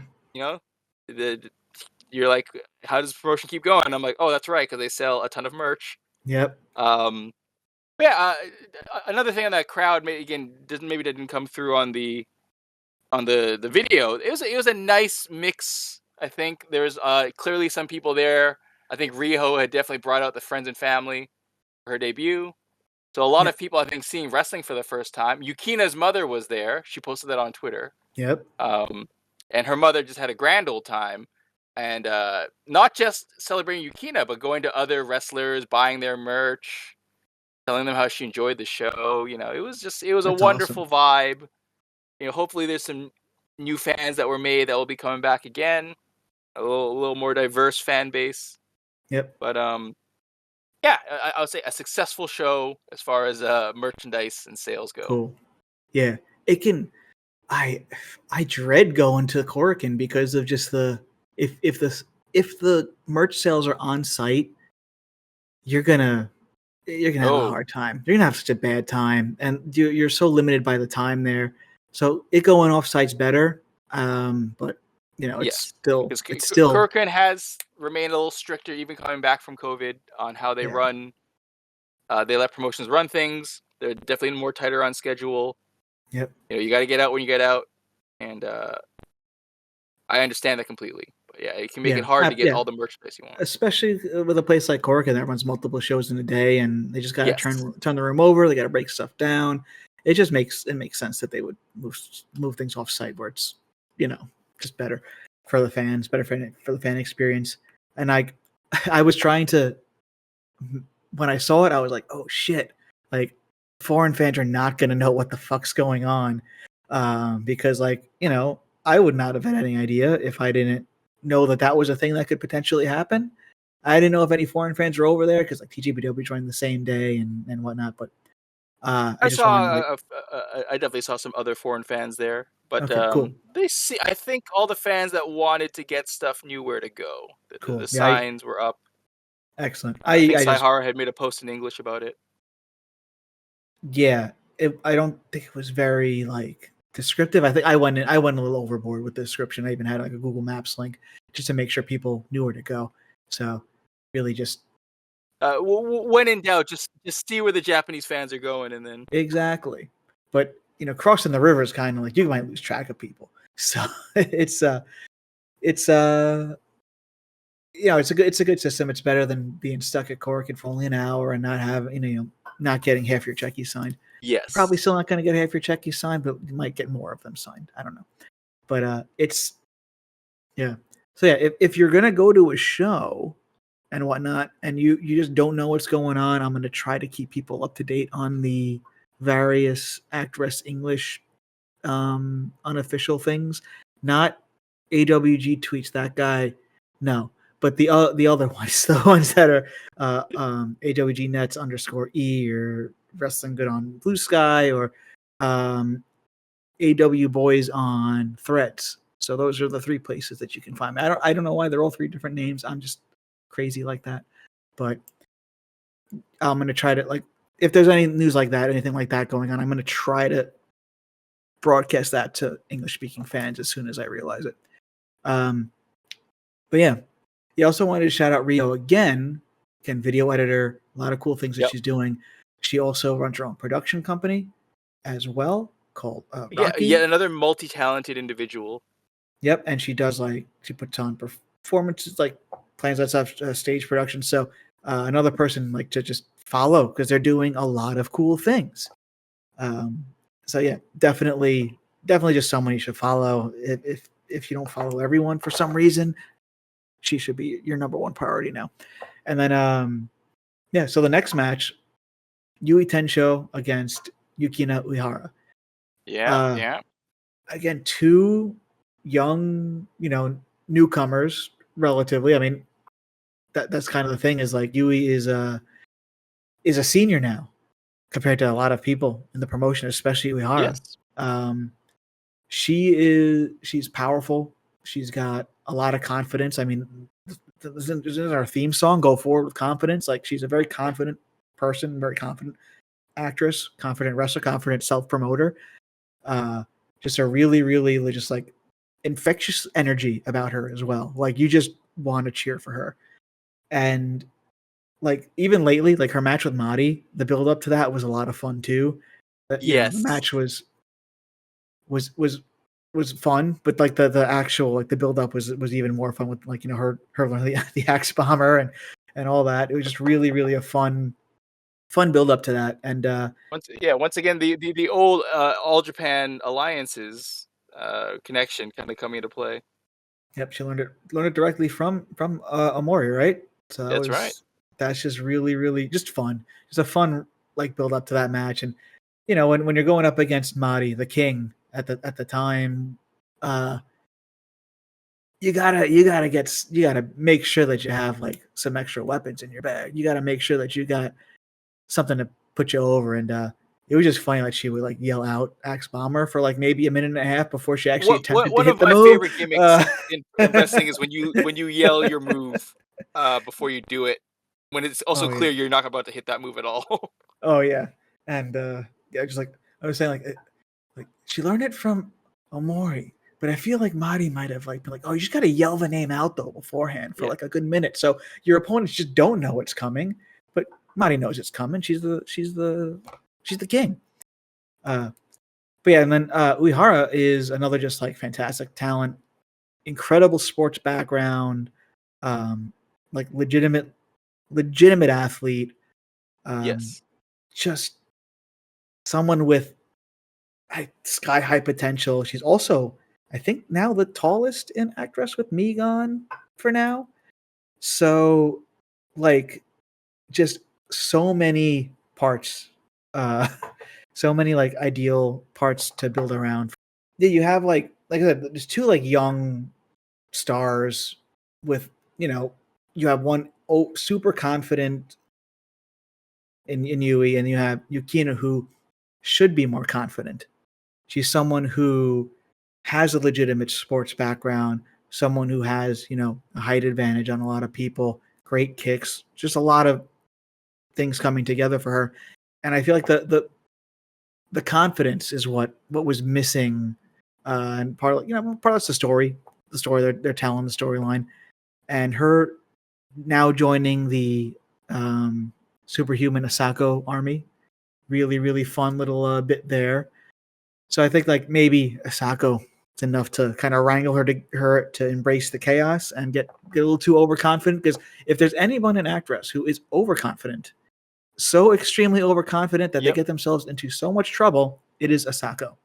And Uehara, though, she has a lot of just that natural talent and ability and sports background where that overconfidence really will just be that confidence she needs to get her over. And this match kind of like played into that, and then she picked up the win, which it surprised me because that's like again, Tensho talked about being her senior and stuff going into the match, and then even coming out of the match, she's like, well, you beat me, I'm your senior. It was pretty an interesting dynamic between the two of them, and they also talked about possibly teaming in the future, so that should be something interesting to look at. I enjoyed the match. I think that both of them are just very good, very, very talented people, very athletically like gifted. Both have different styles and stuff, but yeah. I mean, again, Yui obviously has a lot of things she wants to do that are not always Actress related, but when she comes out, she definitely comes out full power. I don't think she's the person who does anything like halfway. No, definitely not. And again, Yukina, she is a superstar. Just very athletic, putting it right together. Out of the gate. Yeah. Right out of the gate, just a superstar. And I hope that she's around for a long time because she would be like the franchise for Actress going forward. And like, I feel like when a performer is pushed very hard out of the gate, it's hard to get super behind them if they don't back it up in the ring. And she's shown that she can back it up. And again, legit sports cred. And someone who I think really, really like, with the way things are going, especially with people like Henri and Arisa and we talk about the other like recent debuts who are all like killing it. She's just another one of those. That's pressure. Yeah, exactly. So they're gonna keep her honest too. So it's gonna be fun to watch like that scramble of especially of those three. And in the next match, there's another one of those recent debuts who I feel like hasn't quite gotten the spotlight, and I don't even know if like she was tacked on late into this match too. But yeah, so this match was the next match was Hinata Senya and Maru against Nanami Togi and Toiro Hina. Hina's who I'm talking about here. I think that she's got good energy. People like her. You know what I like about her is every time she comes to the ring and her entrance, she looks like she's the most scared human being in the world, and Yeah, I would be the same. So I'm like, you know, you have Arisa, who's like the most confident rookie I've ever seen debut, and then you have yeah, Torio, who's like, oh god, what is happening? yeah. And I love She's it. got, yeah, and like she's really just another cool story. You can go check out the bio I wrote about her. She's someone who I think's got again like some good ability and stuff. I just think that she just gotta get more reps. I think that she hasn't had as much of, like, she hasn't No, yeah, been as much like big spots as the others. So, some of that's just, what, her acting career and stuff like that. So some of it's just like other stuff that she's got going on. And then her teammate was Nanami Togi, who another, like, she should be in the conversation for another breakout wrestler of the year. The last few months, she's really just kind of just taken off. yes, Her speed's picked up. She's really, like, her strikes have, like, really improved. She really is like one of the most exciting people in the company right now, because she's finding her way up the card with every match she's in, and she's run into a bit of a roadblock with Maru at this point. Her mentor. So it's really kind of interesting to see, because like Maru's now, the actress Killers and all that, and she's like this, relentless leader. She was just that in Jidoshu, and she's that in the Killers. With Togi now, kind of wanting to impress her mentor, and then seemingly being on the fence about maybe even wanting to join the Killers. I thought that was pretty interesting, and yeah, that's I nice think that, dynamic, right? yeah, I think that's just like, She didn't really pledge allegiance to babies or anything like that. It's just yeah, kind of she fell in with them. yeah. She's like, well, I'm not part of the Killers, so I'm here. And then like, but her mentor is like one of the part of like the three-headed leader of the Killers, and it's just like, she probably wants to work with her and just like impress her and not disappoint her, not let her down. And Maru's whole thing is like, you are letting me down. You are capable of so much more than this, than what you're doing, being with the babies, working these undercard matches, like losing these tag matches. Like, you are you should be winning matches. And she sees that in her, and she's willing to, like, fight her to get it out of her. It's kind of what Maru's thing has been for a while, when it was the Kyoka matches and stuff. So it's kind of the same thing, the same kind of Maru formula, but with a much more, I think, electric performer. Not even just like talking about the lightning bolts on her back, the Bowie style lightning bolts, but like literally, she's very different than Kyoka, because Kyoka still had that meanness to her, that she's got that presentation, where Togi, like, she comes out and plays like a sick bass solo and all that. Yep. Like there's so much to be like excited and cheerful about when she comes out. When Kyoka's like, she's serious. She comes out with Alan's umbrella. She's got that attitude to her. While Togi's like the complete opposite personality wise. She's fast, like in the ring. She's got like a bit of a silly persona to her. She's got, she plays bass on the way to the ring. Very fun. She strums the arm of her opponents. She strums the arms of her opponents. Yeah, she is a very fun wrestler. I'm not saying Kyoka isn't. I'm just saying that, like, there's a very different way that they present themselves.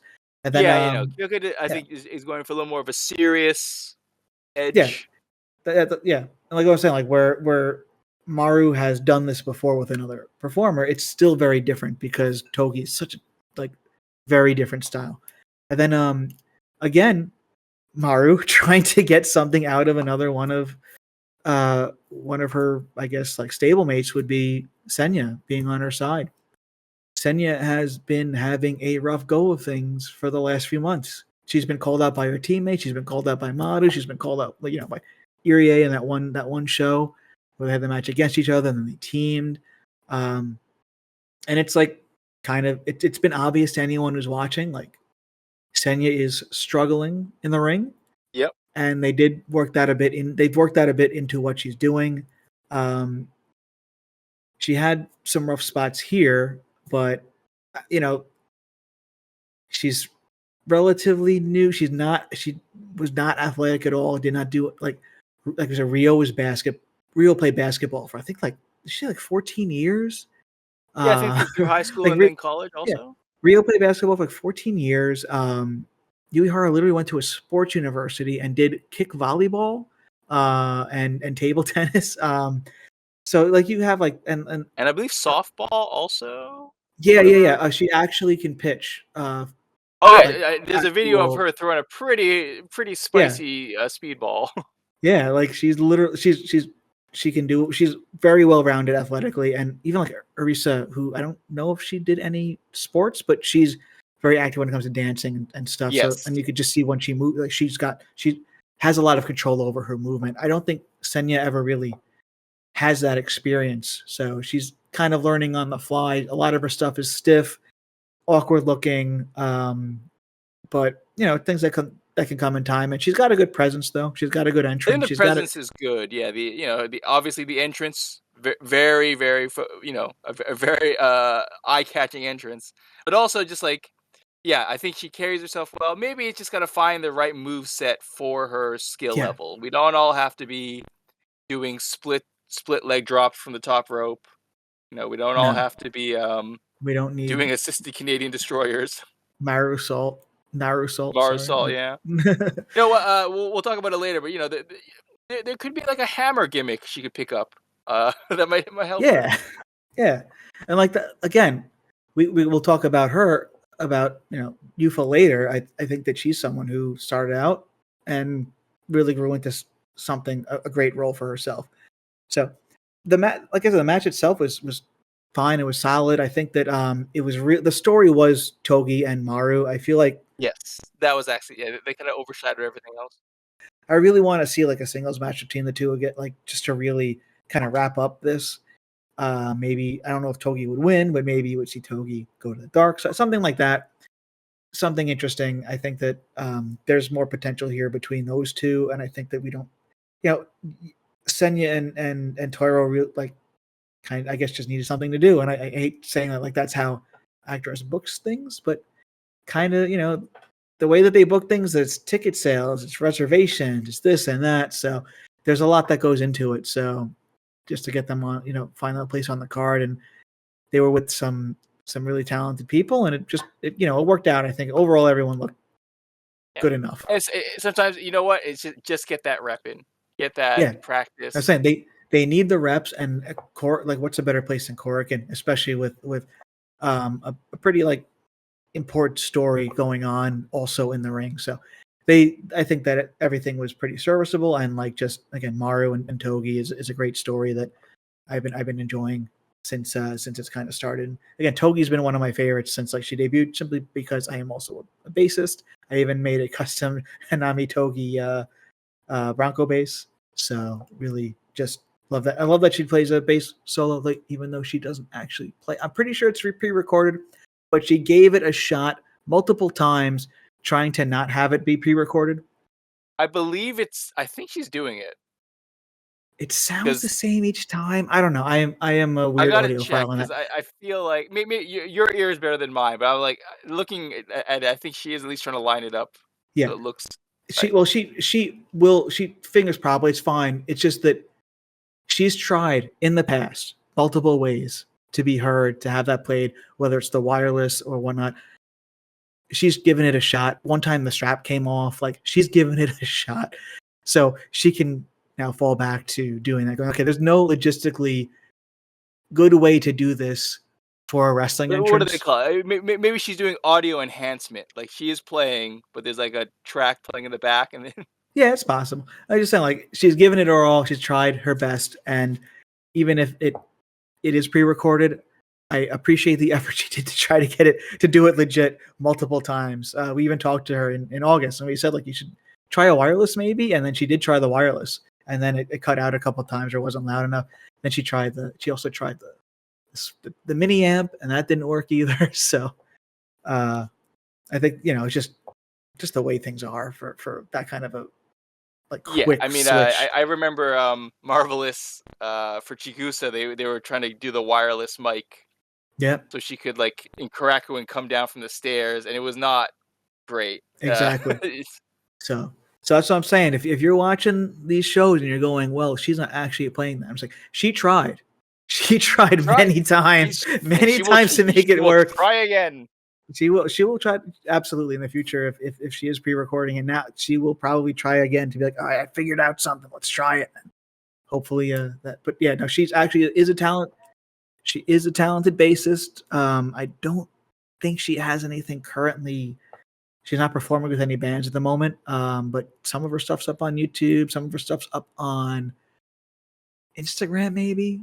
But yeah, she's a very talented bassist. So don't take it away from her. She's very good. Yep. And then the next match was the final match for Yufa, which is our retirement match, our farewell match to the Dark Clown of Actress Girls. The Killers team of Ayano Irie, Nene Arahata, and Yufa against Naru, Riko Fukunaga, and Nagisa Shotsuki. So a mashup of the Actress Genki Sentai 5 and Manatsu no Shiokaze on that end. So really, this match was awesome. It was great. And it made me both incredibly happy and incredibly sad. Because Yufa, we've said it. I've already said it. One of the most important parts of the post, the last year, the rebound of the last year. And she got a very well-deserved, beautiful send-off from the light sticks and everything. The intro that even took her by surprise. And it was really, really fun to see that, like, that was a very sweet thing. They, I don't know if she knew or not, but they definitely, everyone was handing out glow sticks and little signs for Yufa, which just reminded me how loved she was by everyone in that roster. Mari was nice enough to hand me one. I was like, oh, this is just the sweetest thing. Yeah. And then she did like the selfies in the ring with that. The classic. Yeah, and like that match was just a lot of fun. They just got the Yufa style mischief of everyone getting involved, beating up. Like it was just a lot of fun. And then beating her up. Also Ayana with the flowers. Just really, really just a lot of fun. And then what was it when she was beating up Naru and had her phone out and was recording with the selfie stick and everything. Just really fun. Just had all of her personality. I think she even had a bigger hammer at one point. Just really just fun match that everyone got a time to shine. Everyone got a real good stuff. I mean, Naru is still one of the best athletes in the company, does impressive things. Nagisa does some really, really cool stuff. I mean, just awesome. She picked up the win, and she always like adds stuff, I feel like, to her repertoire. She got the pin with a double underhook suplex, and we're like what Miku's been using as a finisher too, Miku Aono. So cool to see her always expanding her moveset, and always been someone who I really enjoyed watch like do that in real time. She pinned Yufa, so I don't know what to say about anyone else in the match because the focus was really just on Yufa, and my focus was on Yufa. And after the match, just a beautiful ceremony. You know, did the streamers and everything, and Ayano came out and Ayano had the flowers for her, and that was a really funny moment where Yufa. The first time there was 2 times flowers appeared in that match. The first time was Ayano smashing in the face with them, and then the second time she recoiled in a bit of I guess a reflex, expecting to get hit with them, but she was given them as a gift, and it was a nice little moment. And then they had the little ceremony with the streamers and everything, and yeah, it was just a nice little send off for someone who really, really, really did indeed help stabilize Actress Girls in a way that I don't even know like a lot of people realize. Like the Killers were like when they first started, interesting, but I feel like they were missing some pieces. And you add people to something over time, and it's just the way that like a lot of these like the NWO did the same thing, right? Like Yes. you add more people, but like I don't think anyone was as instantly transformative for the group as Yufa, because she joined and like I talked about like the three-headed leaders of Maru, Mari, and Act, but I think like Yufa really was the chaos merchant who did call a lot of the shots. Someone who really knew how to get under people's skin and be like, in the ring and just wrangle that chaos into like, advantages in numbers and in the ring, and just like just from the squeaky hammer, the pico pico hammer, to just the way that she just took that same kind of like happy character and turned her into just a meanie. Just really, really fun watching her do that. And she kind of became the glue that held everything outside of the top three for the Killers together, I felt. Yeah. So really just, really like, I think that, and I don't think things would have worked out as well if they didn't figure things out with the Killers. So I really think she is such an important part of what they are now, and what Actress is now, what the Killers are now. It's going to be a big loss for them, but I think that Yufa actually helped them become a much stronger unit and also a much stronger promotion as a whole because the unit is stronger. So yeah, Yes. she's someone, and like you see that the fans appreciate it and the roster really appreciates her. So definitely someone who will be missed.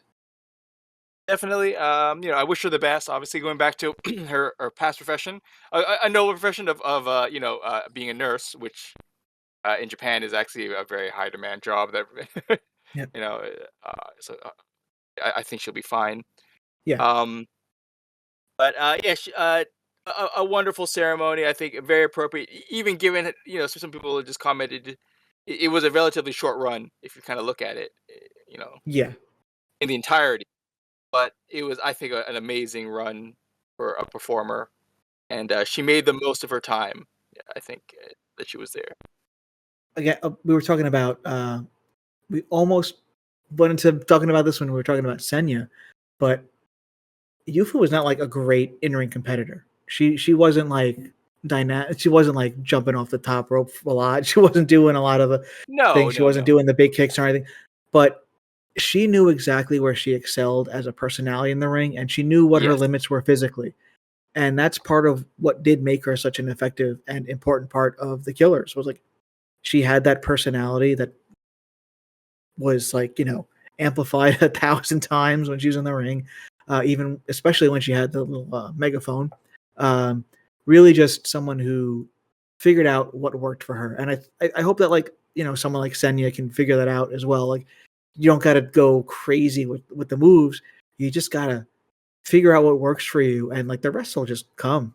And like Yufa's run was short, and a lot of times she didn't wrestle. Even if she was on the card or like at the show, times she didn't wrestle because she had some issues with her, I believe, her back, and like some health issues that she took some time off for. But she was always like that present part of the Killers and keeping that whole thing going. So yeah, definitely like someone that I think like is a really good product of what Actress can do, just in general. So just think that like someone like a Senya can really learn from that growth and that everything that Yufa went through. So yeah, it does take time. She was like that bubbly selfie Disney adult for a while, and now then she became the Killer and really took off. So yeah, and then next was the first of the double main event. That's right, a double main event, just like Sports Entertainment told us is a thing. Exactly. It says it right here on the card photo. Yeah. But here we go, the King of Ring Entertainment. King of Ring Entertainment champion. We had the magician herself, Princess Tenko, showing up in much more, I think, ring appropriate clothing to get in and out of the ring. Yep. I was disappointed Yuka wasn't there. That's her assistant. Yeah. But she still did that, and she performed with the the B Style Mizuka's crew. So really Yep. cool little performance there. I'm going to talk about Tenko now for a little bit because I don't think we've even talked about Tenko at all on this podcast. I think Tenko, we commented about her once, I think. I don't But think we. yeah, not Yeah. I think we we did not go talked in about depth. her because of just the craziness of the I think the Marigold appearance. But Yeah, they had a lion. yeah, since then, a lion has become the commissioner, and that's been great because we've seen some really great matches involving the King of Ring Championship. This Part lion knows what this, he or she is doing. I believe it's a he. Or at least one of them is. yes, he is a lion, and he's also an ambassador for Japan and Korea, something like that. I believe it is now South Korea, but I don't believe it was always South Korea. That's true. That there, I haven't actually done a Tenko bio. I've done a King bio, but not a Tenko bio because her story is so fascinating. I don't think I could do it justice. There is like a She's an whole incredible person. Yeah, time in the States, time in North Korea. But yeah, she is just like an incredible person, and I think people who are not familiar with her, not familiar with like her entertainment and stuff, like just like Google her and see what the hell. Yeah, go down the whole. Go down the whole. Yeah, there's a lot down there. Maybe one day I'll actually like wrangle a bit of it together. But I just, whew, she is like really like legit entertainer, legit performer with a crazy backstory that includes friendships with dictators and also her lion being an ambassador of peace between Japan and South Korea, things like that. Just really fascinating stuff. And her lion is also a children's cartoon. children's cartoon. Yes, absolutely, and that was aired in the States, I believe. Yes, There, yes, yeah. So like a Scooby Doo Hanna-Barbera style cartoon. yeah, so very much like again, very fascinating person, a very interesting person to be involved in Actress Girls. But apparently that was brought together. Act was involved with that, so pretty interesting stuff there. But yeah, the Lion King, not the Lion King, but the Lion named King, is Booker of the Year in my mind for 2025 so far because just the title matches have been great. Ishikawa, Yui, now Mizushima here, just wow, like really, Yeah, really, really, I am someone who is. I'm always cautious introducing too many belts. I don't care yeah, the promotion. I mean, sometimes I find it funny. I do find it funny. But I yeah, am cautious. Like if you overload too many belts on a promotion, and with a relatively small roster, I was concerned when they announced this. But the Lion helped sell it for me. yes. The Lion can do no wrong at this point, No, but I just hope. yeah, and I think part of it is just like the difference between the belts. You know, the AWG belt is very much like this is our big belt, but we also have this weird system. This is this and that, blah blah blah. It's more of like I guess like I don't know your big epics, whatever. Uh, your I don't know, just your story driven belt. You have the point system. I don't know.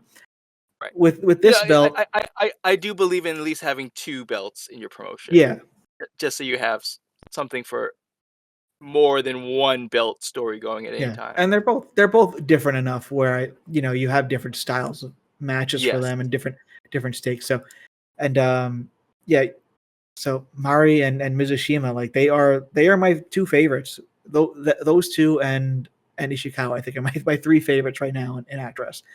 And Good choices. seeing Good choices. yeah, see just this match was amazing because just I've told you about it, and listeners, you're about to be informed that I'm going to put together a video about the transition from Colors and Beginning to Act Wrestling, and then what we're up to now. So I was watching a couple of clips of like the early Act Wrestling stuff, and seeing Mizushima being nervous with teaming with me, like pretty much like someone who like would not leave me's side and stuff early on, like really trying to gain that confidence, and now seeing her as like maybe like one of the best well-rounded in-ring performers in the company, Yep. like Yep. has been an amazing story, and like she's someone I've liked from day one, and now to see her get to this point was like, oh man, I hope she she was she was in the first match for the belt, to crown the initial champion, and she wasn't able to win. So cheering for her here, I was like, oh, I hope she wins. And I know you're a Mari guy. I'm also kind of a Mari guy. This match tore my heart in half because I wanted both of them to win because I love both of them so much.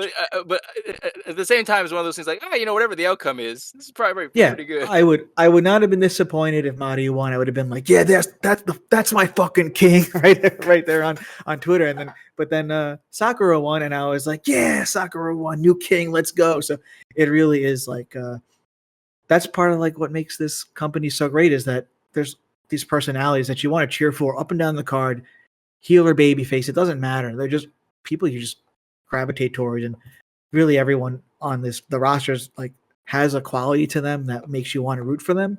And yes, I think these two are like the Natsuki is like just so proficient, so good at what she does, and she's someone you want to cheer for no matter what. And she's at the top of the card for a reason. Same with like Saihara, she worked hard to get there, and we'll get into that stuff there. Yep. I think Sakura is someone who, just you might overlook her when you first watch, and she just becomes like this like superstar. If anyone who watches, and you watch her in the ring and you watch her do her suplexes, which are incredible, pretty much everything she does is like really, really good. She even like can fly too. So just someone that, and like her high speed stuff's good too. She's like very well rounded. You just want to cheer for that. And then Mari she's one of the few people who are there from the old times. She's not an actress original, and like she's played into that in the past about her matches, but she hasn't in a long time, because she knows she is the heart and soul of Actress Girls at this point. She's everything this company is built on at this point. So that's why this match was so. She chose to stay at a critical time. I think that was very important for this promotion. Yep. And nobody, nobody has more input on the training, I think, than her too at this point, and growing these wrestlers. And she's just a great advocate for them and a great advisor for people who are coming up through the industry. I think that she's like a perfect person in that role. You can trace the DNA all the way from Reina from Smash. Mm-hmm. There's DNA there that Mari has continued to bring into Actress Girls. Absolutely. Her training. And obviously very selfless in what she does. Yes. Pulling the veil down, I could very much see Mari in the back, going like, we need to give this belt to Sakura because she deserves it, and it's a good move. Absolutely. Yeah. And that's like when people get frustrated about other promotions, start watching Actress. Just start watching Actress. Like people complained about that. I didn't watch the TJPW, the show that happened on the 16th. Haven't had time to watch it, and I've seen some of it. I enjoyed it overall. I haven't finished it. Yeah, I saw people complain about, I don't know, people complain about Star, people complain about AWB, people complain about WWE, stale booking, whatever.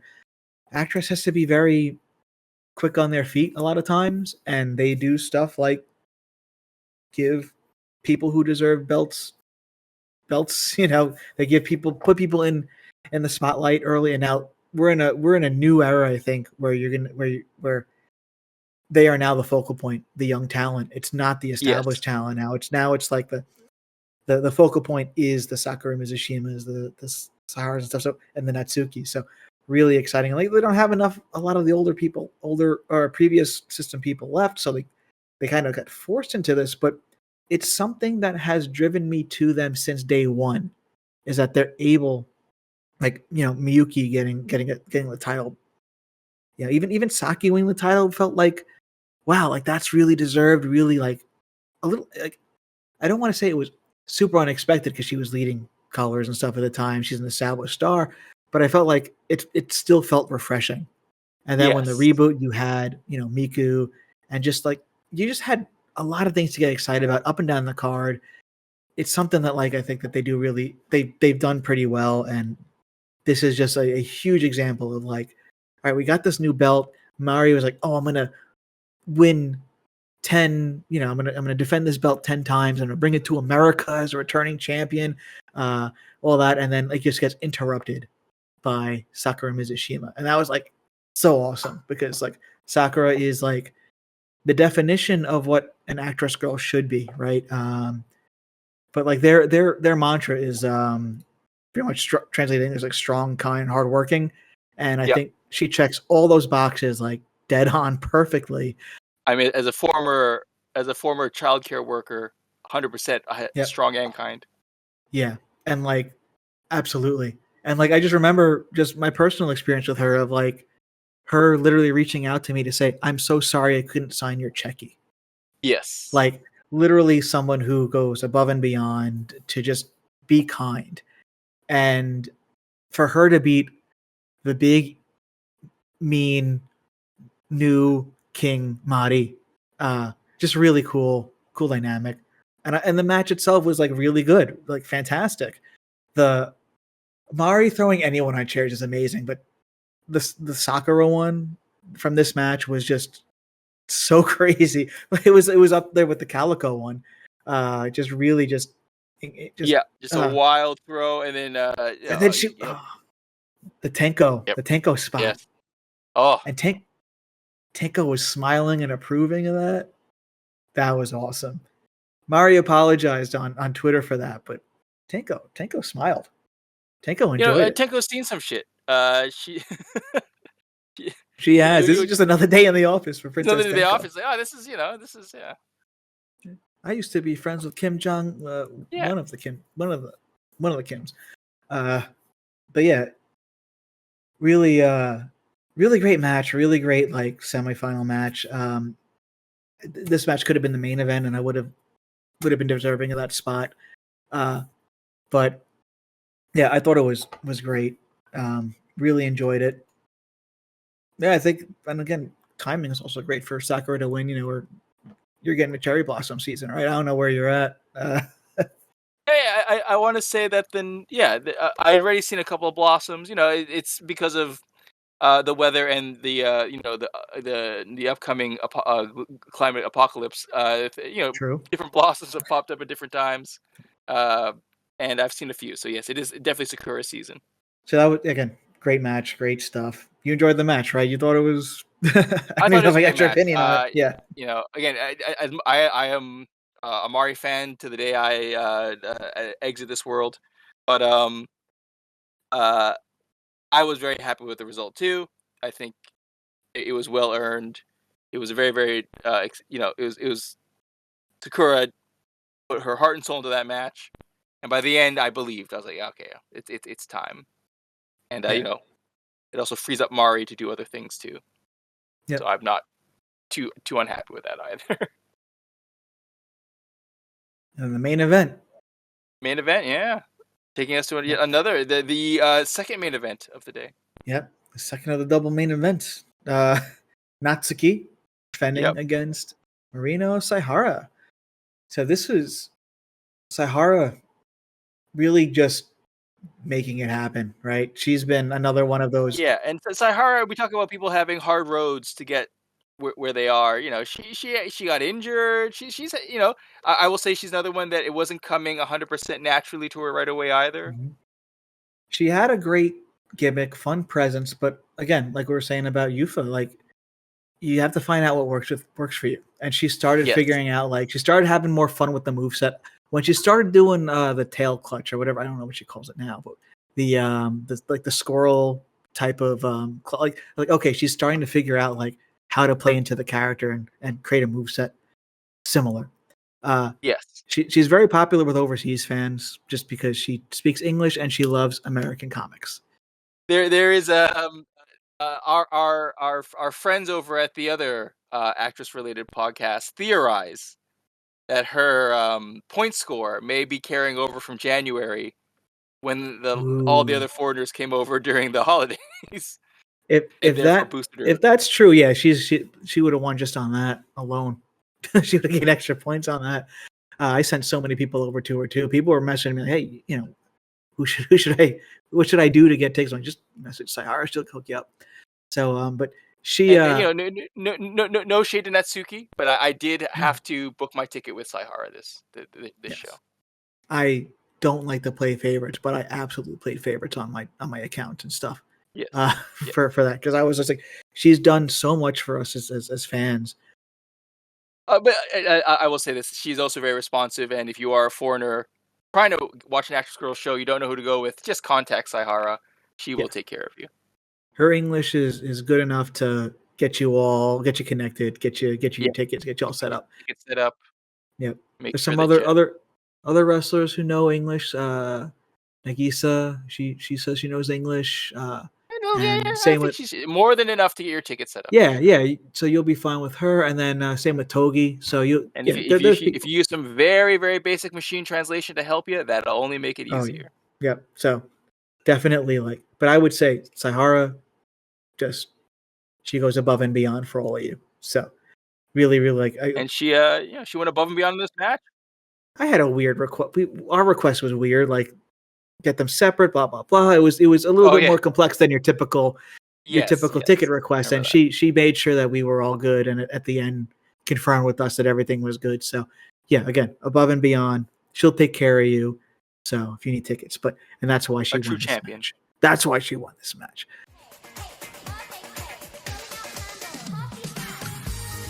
AWBoy'Z Episode 6 is brought to you by Marino Sayhara.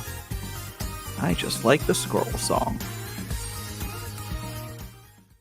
I talked about Yufa being such an important part of making things work during the transition to, from like Miku and all them over to the current situation, what they're currently doing. Sayhara is like the same on the other side, on the baby faces, because she made something from nothing, pretty much. Like the Actress 5 was like, just something now. Like it was something that she just kind of made happen, and it's become such an important part of the company now that you currently have 2 champions in the unit. The only 2 champions right now are part of the Actress 5. Sayhara getting to that point of leading that faction was something that I think we all kind of saw in her. She's got the energy, that fire, and she's always wanted to be that hero. And I think that part of it was dumping the Squirrel Girl look. I don't know if that's I love the Squirrel Girl look. I think that was great. I think that she could have totally led a faction. Something she can come back. She could have totally led a faction of people as the Squirrel Girl. But I think that her kind of taking a more serious tone of what she was doing, really just made her into more of that superhero she was trying to be. And she's really become the superhero of Actress. And she's got a whole crew of people who believe in her, follow her right behind her, the rest of the 5. So I really think that her,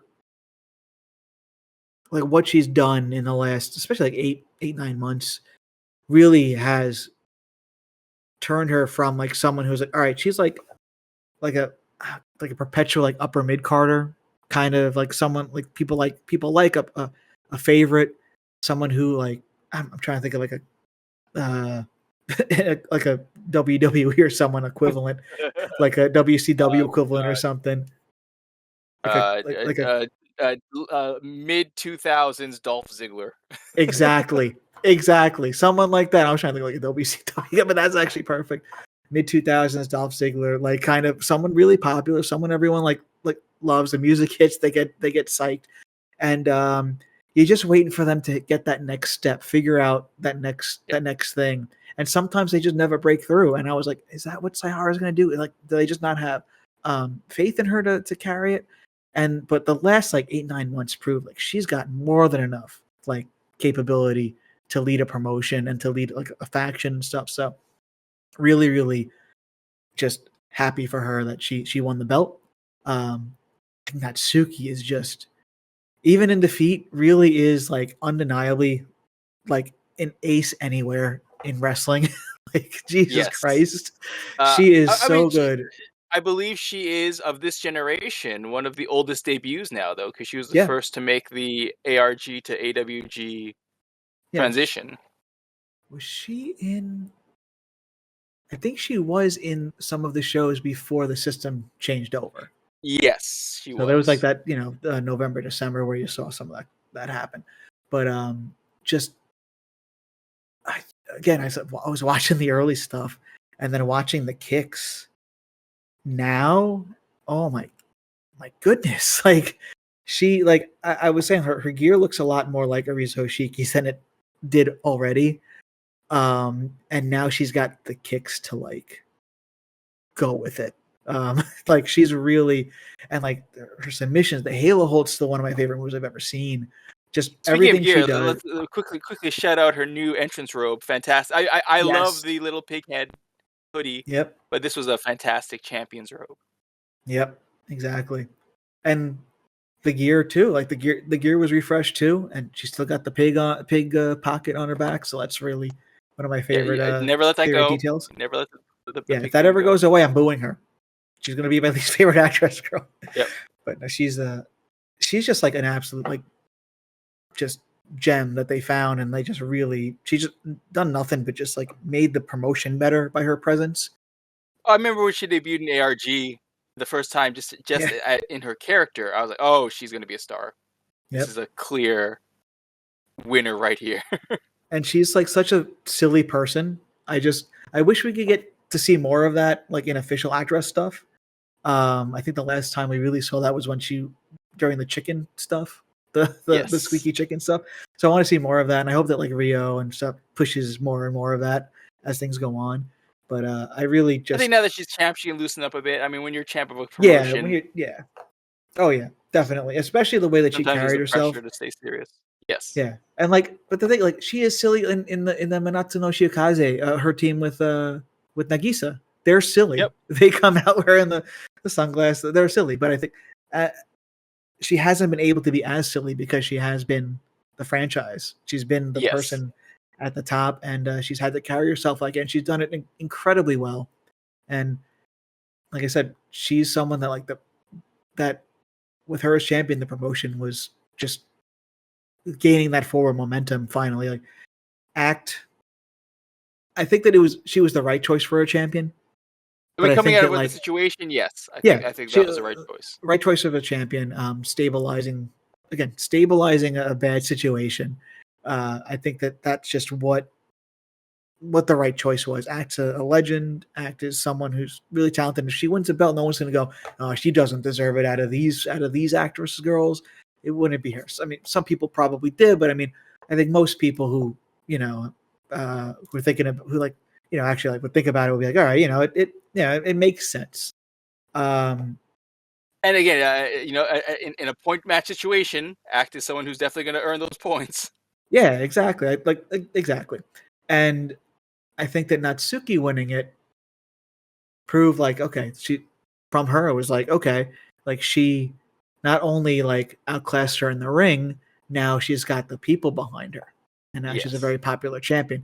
And then now with Marino, like I think that like it's undeniable that she is very very popular now. I think that like she's been able to so I don't know if it's true like but I see her appealing a lot more to the former fans of like Chubbiness, her former idol group.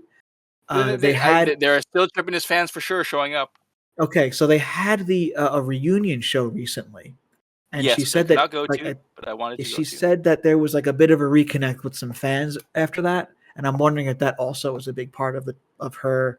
Yeah, I will say, yeah, Korakuen had a lot of fans that just listening to them, they had not seen wrestling in a while or ever seen wrestling. So there could have been some crossover for Nice, sure. nice, yeah. Like she's like a crossover star, I guess, that like finally was able to bring some more Yeah. people over. So that like I again, think that's another great thing about having Marino as your champion or in a main event even.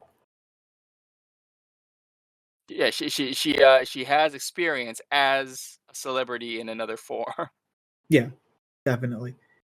And and like, yeah, brings in so maybe a different one. I do remember like I think the first time she appeared as Squirrel Girl, I think some Japanese fans on Twitter immediately recognized that Marina Sahara had transferred to the world of pro wrestling. yeah. And, But I'm not sure if it was from Marino, but some other people made the jump from idol or acting or whatever to wrestling. Say like the fans from like the old art form, some of them will keep interacting. A lot of them just will only interact if you still post things about idol stuff, or sure. some of them just stop interacting at all completely. So it's hard to retain those fans. And I think that like Marino has been very good at that because she's just very genuine at what she does. I think like anyone who has even booked tickets through her or watch the Fortnite streams, you know that like she just gives a damn. And just cool to see that like kind of translate over here to a championship win in a system that promotes promoting yourself.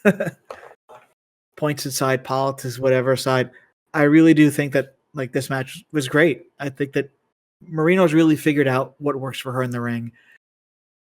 Natsuki is the ace right now. I don't think there's anyone like quite on her level in ring completely, other than maybe people who have been there before, like Mari.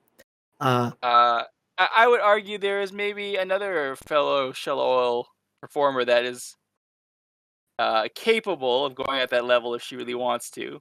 I think so too, but she's not positioned that way, which is really frustrating. I guess she's one of the most athletically inclined people I've ever seen in my life. Yeah, well, I mean, we'll talk about Naru, but I believe also Naru is someone who has maybe way too much going on to be. Yeah, and she makes the gear for everyone too. Like, That's part of why she's so busy. Because if you want to know why she's tweeting at 5 a.m. in the morning constantly, it's because she's getting done making like 5 costumes. yep, It's pretty nuts. Also, yeah, she's a rabbit mom, so she's got a lot going on. yeah, yeah. That's like I said, she absolutely could be an ace. But I think like right now when you're looking at it, Natsuki is the ace. Marino, I wouldn't consider an ace at this point for like a few different reasons. I think that like her winning and becoming like the hero is kind of like overcoming that unclimbable wall. Yes, that's the first story she's telling right now. Yeah, so that's just amazing, and I think that if I would consider Marino an ace, you take away like most of that story. I think that really she was an underdog going into that match. And during Uh, the match, again, she was taking a beating. Like yeah, again, that was a very much an underdog performance of I'm yep, hanging in there to get my move in, and then if you leave me a window, I'm gonna take this from you. yeah. And I talked about Mari's defenses, but Natsuki's defenses were just as vicious. Yeah, Like yeah. Asako and stuff, like those defenses were just as vicious as Mari's, and Natsuki's supposed to be a good guy, a baby face. So it's she's mischievous in the ring. It's something that carries over from her Shell Ol character, Anemone. Like she's very confident in what she does, and she's willing to like push opponents very far. And it's part of what I think does make her that ace is that she's able to do that. And Marino just being able to overcome that, just a great story. And again, just everyone in this company overcoming everything that's happened to have a great Korakuen here a year later, less than a year later, and have a company in a position that is arguably better than where they were when they ran this same show a year before is actually mind blowing considering how much has happened since then. And Marino and Natsuki and Sakura Mizushima and pretty much like everyone is going to be it's just such a great part of that.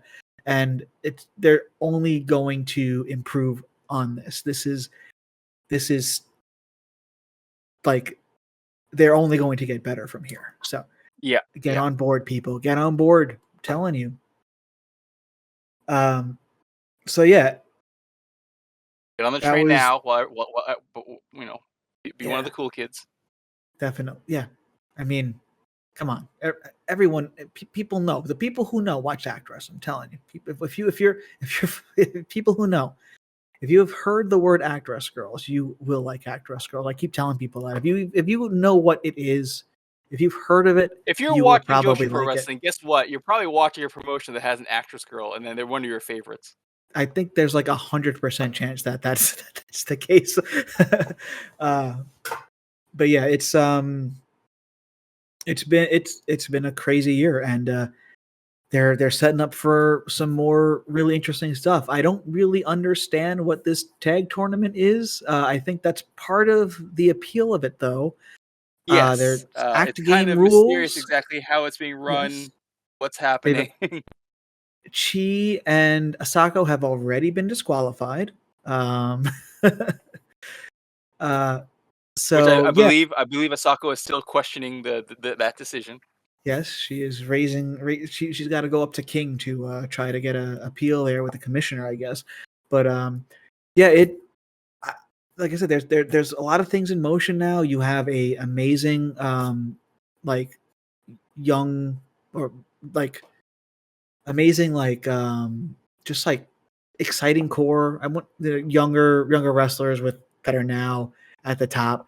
You have a tag tournament that is going to now be a focus as long as it happens. And every time I feel like we get a teasing of a tag tournament, something happens that makes it fall apart. But we're gonna see something here, and it's gonna be interesting. It seems like Act's gonna just kind of make up shit on the fly, and people will just have to deal with that, which is also a really fun little dynamic. So uh, we're probably gonna see her and Mari in this tournament, and we'll see what happens with that. I'm looking forward to it. I am also looking forward to it. Yeah, I think it'd be a good thing to run through until the summer, maybe the next Karakuin, and resolve Yep, it there. Whatever's going to happen. yep, They have definitely. enough of a roster. I think they have enough tag teams they can mash together. I am going to begin my my campaign for Eyes soon. Both because I love Eyes and because I know it annoys a certain other Actress Girls related podcaster that we know. Eyes, I love Eyes too. One of greatest tag team since Furnace and Crawford. Yes, But um, and also like with Natsuki not being the champion, the focus is going to go back on the tag team with Nagisa for her, I think, as we go in here, and an argument they are one of the strongest teams, tag teams currently on that roster. There was even like a little back and forth on Twitter, like jokingly, about like how everyone forgets everyone's tag team name except for Manatsumoshi Okaze, which is like really funny. Like I think they were trying to figure out what the number order was for 155, and stuff like that. And even Yumi announced them as the actress 5 on recent shows. So like I think like maybe that's part of like what they're kind of that's like intentionally like, all right, we need to establish these things. So yeah, I'm looking forward to seeing like which teams kind of step up, which teams really kind of catch on, both within like legitimately within the company and within like who they decide and like who the fans like. Because that's a lot of fun to be like, oh, it's a crazy tag team. Like there's going to be a misfit tag team here or there. Since Asako and Chi are not allowed to be together, they might find other partners. So I think it's going to be an interesting. Let's not forget that there are multiple Asakos in this promotion also. So there are multiple Asakos. Team. We could have great Asako and then like maybe some other form of ice cream. I don't know. There's also a masked a new masked performer has shown up. There's a new masked performer in this promotion. Very athletic. Another ninja. Yes. Possibly trained by a ninja. Huh. But that might be for the next show whenever that hits nets. As someone who went live, I will vouch for her skills and her mysterious nature. Wow.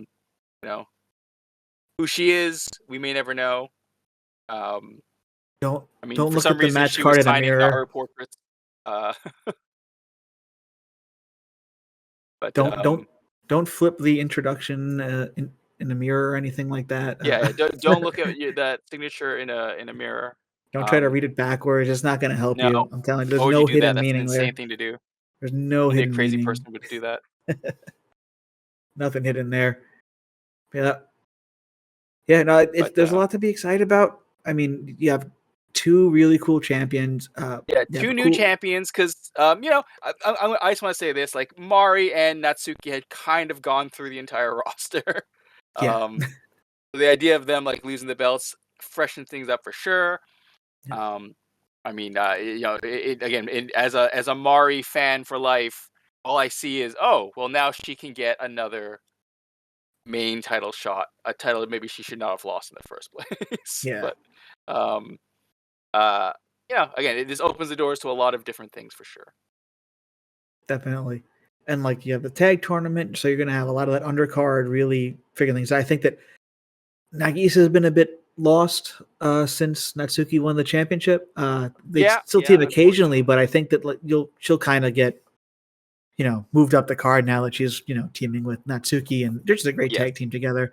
We'll probably see Naru and Marino team. There's gonna be a lot of it. I wonder what maybe Sakura will go back with Chi and Mint Blossom. So there's a lot of really interesting teams that could happen, and it could help people move up or down a card. Maybe you'll even see Togi and Maru or something. I don't really know if anything has been announced for any teams. So I'm really looking forward to seeing both what teams come out of this and all that, and just where are we going to be in a few months? We're in a great spot, and I said it's only going to get better from here. So looking forward to what happens, and hopefully we can get to a show before the end of the year and really see it in person, see the growth and all that. So get to a show before everything blows up again for the 59th time. Yeah, exactly. The clock's ticking, man. The clock is ticking. I hope it doesn't happen. I think that they got a good crew and a crew that's really bought into the system. So I think that it's stabilized. We're okay for now. And if someone wants to leave, I mean, good for them. Go do your thing. Go and chase your dreams. Do what you want to do. T-Hearts could use one more member. Yeah, maybe that'll be what Naru does next, and while still being an actress. Because Naru is never leaving because I can't have Velk be happy. True. Okay, you're right. Naru's gonna stay for. The thing with Naru is because of the way she operates, I feel like she probably won't leave because why? This just fits her lifestyle at the moment. Yeah. But especially nowadays, by all accounts, costume designers are in hyper demand. True. So, and she makes very interesting, unique stuff. I when I see some other promotions and stuff. A lot of the stuff kind of there's trends. Naru does not care about the trend. She will make something that is so very focused on a character or a wrestler or something, and that's what I really love about her costume design. Yes. I'll say this also. I do like how she tweeted about I really want to try a new costume, but I like my old costume. And then all of a sudden a ninja shows up, and I'm like, this is probably not unrelated. That's amazing. And also talking about new costumes, Sahara has been talking about a new costume. Yes, maybe a whole other hero concept. Yeah, which would be awesome. She was talking about it in the recent Fortnite stuff and just on Twitter, I think, too. So really looking forward to seeing what comes out of that. So yeah, new costume for new champion. But it's always good to freshen up a little bit. Yeah, have another set you can fall back on. I am so amazed that costume came together as well as it did because it's just so much shit thrown onto it. So many different things. It's you watch the Avengers trailer where it's just a million names that just go by, and it's all right, well, I'm how is this going to work? And it just isn't a complete mess, which is what it definitely could have been if you told somebody, oh, I want something inspired by Spider-Man, X-Men, Captain Marvel. Captain Marvel. There is a big list of things that inspired that gear, and it came out really, really cool, and it really did make her into a true superhero that eventually won the championship. So I'm looking forward to what the next gear would be as a reigning champion. So looking forward to that very much. So yeah, I think the champ needs new gear just to solidify this reign. Absolutely, yeah. nothing. And like I think her gear is like very, very good to begin with. So a nice. It would be good to see a good change as well. Yeah. So that was the Corrigan show, which That was was a Crackhorn sick. show. Yeah. We're again looking forward to a bright future with this damn promotion.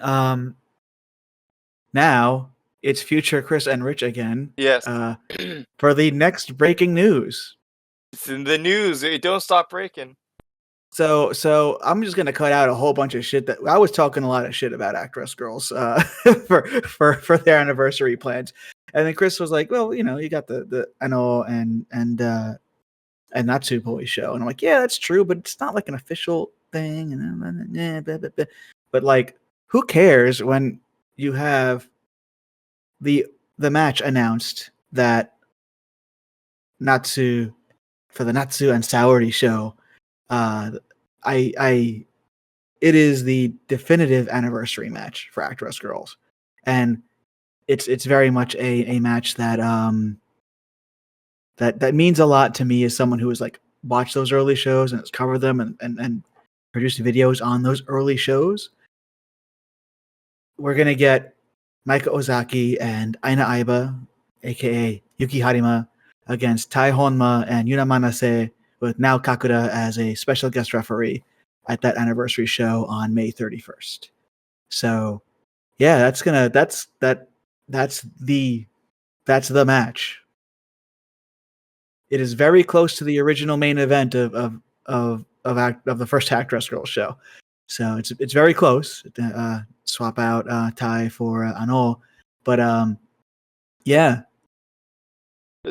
First off, before we get too deep, definitely want to shout out the Actress Legacy videos you've been doing. Like, if people aren't too familiar with this specific, like, why this match would be such a huge thing for on Poi, you can see in the video they did a fun announcement video.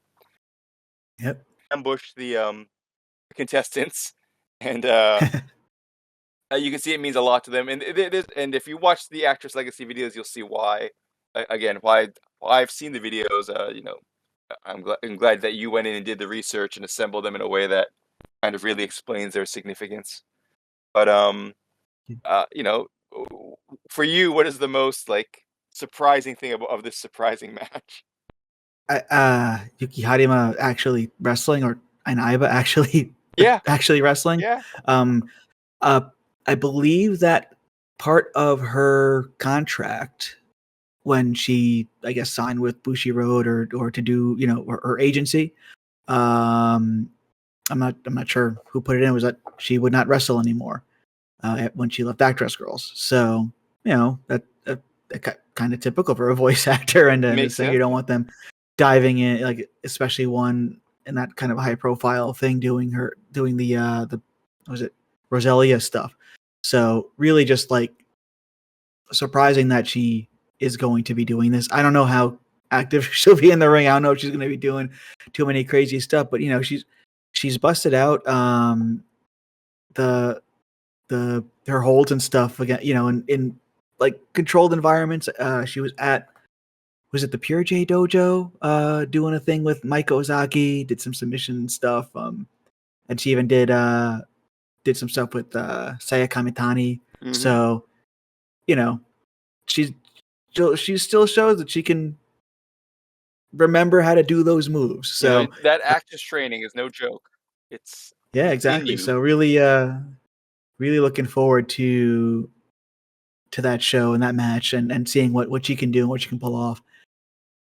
And then Kakura, you know, paying back the appearance of Poi and Ano. Yep. That's really, really exciting. And you know, Kakuta also very exciting to see her there. Refereeing. I mean, I've had like a lot of extra time seeing now Kakura. So you know, after her retirement, got to see her at the that TJPW event in Kinchicho. Yep. And ran into her at Starbucks. And then I'll be at this damn show to see her referee. So I am That's also another thing that's happened in the last 3 days is that this match was announced and I bought a ticket that will get me there at 5 o'clock that morning. Right. Perfect timing. Yep. Fingers crossed I'll it all be goes as sleep smooth as humanly deprived. possible. Yep. Sleep deprived at the Saudi and Natsupoi show. I think I that do is have to very talk about fitting. getting tickets, but we'll talk about that after. We'll figure that out. Yeah, we'll hammer that out. But as long as I'm in the country, I'll find a way to get into that building. It's a big building. We should be okay. I yeah, think. exactly. This So is a big one. Honestly, it's a big one. Yep. We're gonna get eyes on. We're gonna get a lot of. Another thing is like, there's gonna be eyes on these people in a way that like there wasn't before, and like people are gonna ask like, why is this such an important match? Because I guess if you look at it on paper, right, it's not full of like recognizable Stardom names, and I feel like the people who are gonna watch this are like your typical Stardom fans who just they watch Stardom or they watch like some of the stuff, and they're not gonna know the story here. They're not gonna know Aina Aiba. Well, they might know Aina Aiba from other stuff. They're not going to be as familiar with Mike Ozaki. She popped up here and there. You're not going to know much about Tai Honma because she's only done like a couple of shows with the New Blood stuff, right? She's been doing New Blood. So I don't know. I think that like some people might be looking for some direction here after seeing this match. And they got to just find my video. They got to watch my video. All 4 of them, 5 of them. I don't know. Yeah, again, if you are one of those people who is listening to this, which would be weird if you're listening to this and you don't know what's going on with this match, but if you are, you're not sure. There is a rich history between everyone in this match. Like if you're an Actress Girls fan, you don't have access to their era on nets. Yes, yeah, it's all gone. It's all gone. Area. I mean, they are. So you could argue they are the Actress Zero crew. They are the ones that went in, did the work, got this thing on its feet. Turtles. Yep. Turtles, which is the name of the team of Harima and Maika, is completely gone from any. You cannot watch any matches that they were a part of in any form legally. So it's very, and even the stuff that you can get your hands on is like single camera, not great quality and stuff. So it's stuff that people might just not be interested in watching anyway. So this is really going to be a special thing that, I'm glad that people are going to be like, what is this? And I hope that what I put together is a good answer. Yes. So yeah, I'm looking forward to whatever else they put together for the show. It's gonna be a cool one. I don't know what the intent is for the rest of the show, but is it going to be a Stardom card? Is it going to be more stuff? Here's what. Yeah, are we going to get Actress time? That's what I am praying for. I was thinking about it before, thinking, will we get like an Actress time? Will we get Love Riddle at all? Well, imagine a giant Love Riddle with like everyone, everyone available. And it would be amazing because technically, like Harima never did it. It would be hilarious because there are people who actually have never done this dance, and it would be very, very funny. It's just get in there and make them do it. It's a simple enough dance where it's a simple enough dance. You just they don't have to do the preamble. They don't have to do the unless they all want to do like one of the old ones. They all come up with. They better bring out the guns again, yeah. Or even like the Taylor Swift dance or something too. Oh yeah, like really, like let's pay up money and cause some trouble. Oh yeah, yep. Bushi Road, come on, it's Natsu and Saori 10th anniversary. Yeah, but I'd better hear Baby Metal and Clarity. If I don't, I'm going to be very disappointed. I don't want Baby Metal. I want Pretty Fly for a White Guy. You're right. You're right. And instead of Clarity, what the Dragon Force song? That one's good, but I really like Clarity because Clarity. Yeah, I think that's it's just a hilarious part of her career. There's a lot of just like that. She's always had very interesting music choices. So yes, Anything. Yeah, I don't think you can go wrong with anything. Even the new song makes you think of the Fabulous Rougeau brothers. So everything works out for me. So it'll get a chuckle out of me. Yeah, I mean, I know will probably just come out to her new song, but I'd love to hear Baby Metal in that Of course. setting. I mean, because at the end of the day, this is still a start and produce show, obviously. Yep. Yeah, exactly. And I got to keep my expectations in check. They're not going to go as weird as if it were an actress, but no, with those two, it's gonna be weird anyway. So I'm gonna really enjoy it. I don't know. I think that they're showing their personality, especially I know showing her weird side again, which is really nice to see with these things. So I'm hoping we get a weird. I know maybe someone should call up Ishizuka. I don't know what she's doing. She's learning how to drive, and she's what else? She's got a production coming up. Well, she actually just launched her own production company. I think earlier, was it February or early March? Launched her own production company and stuff. So, in my opinion, it's perfect timing. She's still adjacent to the entertainment world. Get her in there. Get her a microphone. Have her ring announce that match. That would be a big throwback. But no, like there's so much that they could do here, and it would be, if it falls out to be like, a basic stardom. I don't think it would be, but like it was a basic stardom card with, this show, this match, and then like an Employee kind of main event. I don't know. It's probably just going to tell the whole story of their career, if I had to guess. You'll have a lot of interesting guests. So, and this is just the first piece of that puzzle. So I'm just looking forward to whatever else they put together, because it's one of those, like, that match itself is can't miss for me. And I think that the whole show is going to be something that is for someone like me who's been a fan of Ano for a very, very long time, and then went back and filled all the gaps. So really, really excited to see what they can put together. And, Poi is just like, I don't even know how to describe what I think Poi is. I don't think, I think that's a great way to put it. How do you describe Poi? Yeah, how do you do it? She really is like a damn superstar. Really like a supernova. Someone who came in and like just, you knew she was something special from day one. And she wasn't one of the core pieces they were building around at the time, but she was undeniable from that point. So I always say like her first match really set the tone for what Actress Girls absolutely is. And I was like, yeah, every time I see Boys doing something, I'm like, yeah, this is gonna be great. This is probably gonna be great. Yeah, personality is just off the charts. One of the most like magnetic and just infectious energies you got out there in Joshi overall. And it's easy to see why she's like been everywhere. She's a superstar, and so many people gravitate towards her. And she's got arguably the biggest fan base out there when it comes to this. So it's really cool to see that. They thought our Baka Queen found something that she was amazing at. Yeah. Yeah. But I mean, just seeing everyone get there, seeing Actress get this moment, even though it's not Actress in Ota Ward. And that's something we could probably dig into and really dissect. But I think that that might be for another episode. I think we're going to do an anniversary episode. I think we're going to get Jeff involved. Absolutely.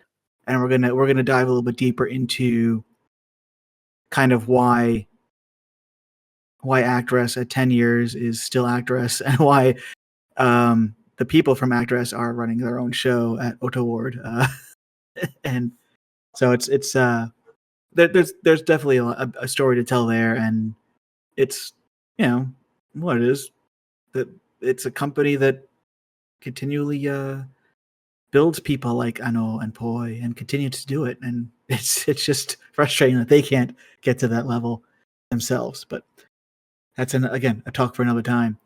Talk for another time, but also in a lot of ways, again, maybe more than any promotion. It's the weird talent that comes through that makes that promotion at any given time. Although you could always say like that promotion's ability to create such weird talent is also an amazing factor. So yeah, definitely a conversation piece for another time. Yeah, absolutely. And we'll dive deeper into that. So I guess we'll return you back to the podcast to 3 days ago, Rich and Chris. So I'm gonna shout me out real quick because again I since we last talked I put out that whole series about early actress girls, Yes. and that was a lot of work, a lot of cool things. You helped me get Always some appreciated footage. though that someone is cataloging this. Yeah, you helped me out get some of that footage. That putting that together was a lot of fun, and it really helped me realize just the depth of this promotion from day one, and even years before it ever came into fruition. So we're looking at the 10th anniversary coming up of the promotion.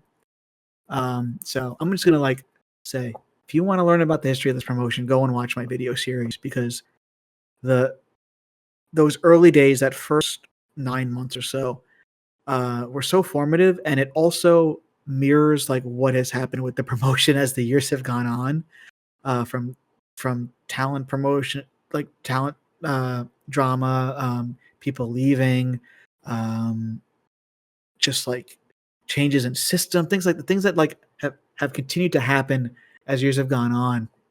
And it's again like things are very cyclical there. But you also get to see like the first steps in the ring of people like Saori Ano, now Kakura and stuff. So really just go and check that out if you're interested in the early stuff, and especially as we get to the 10-year anniversary.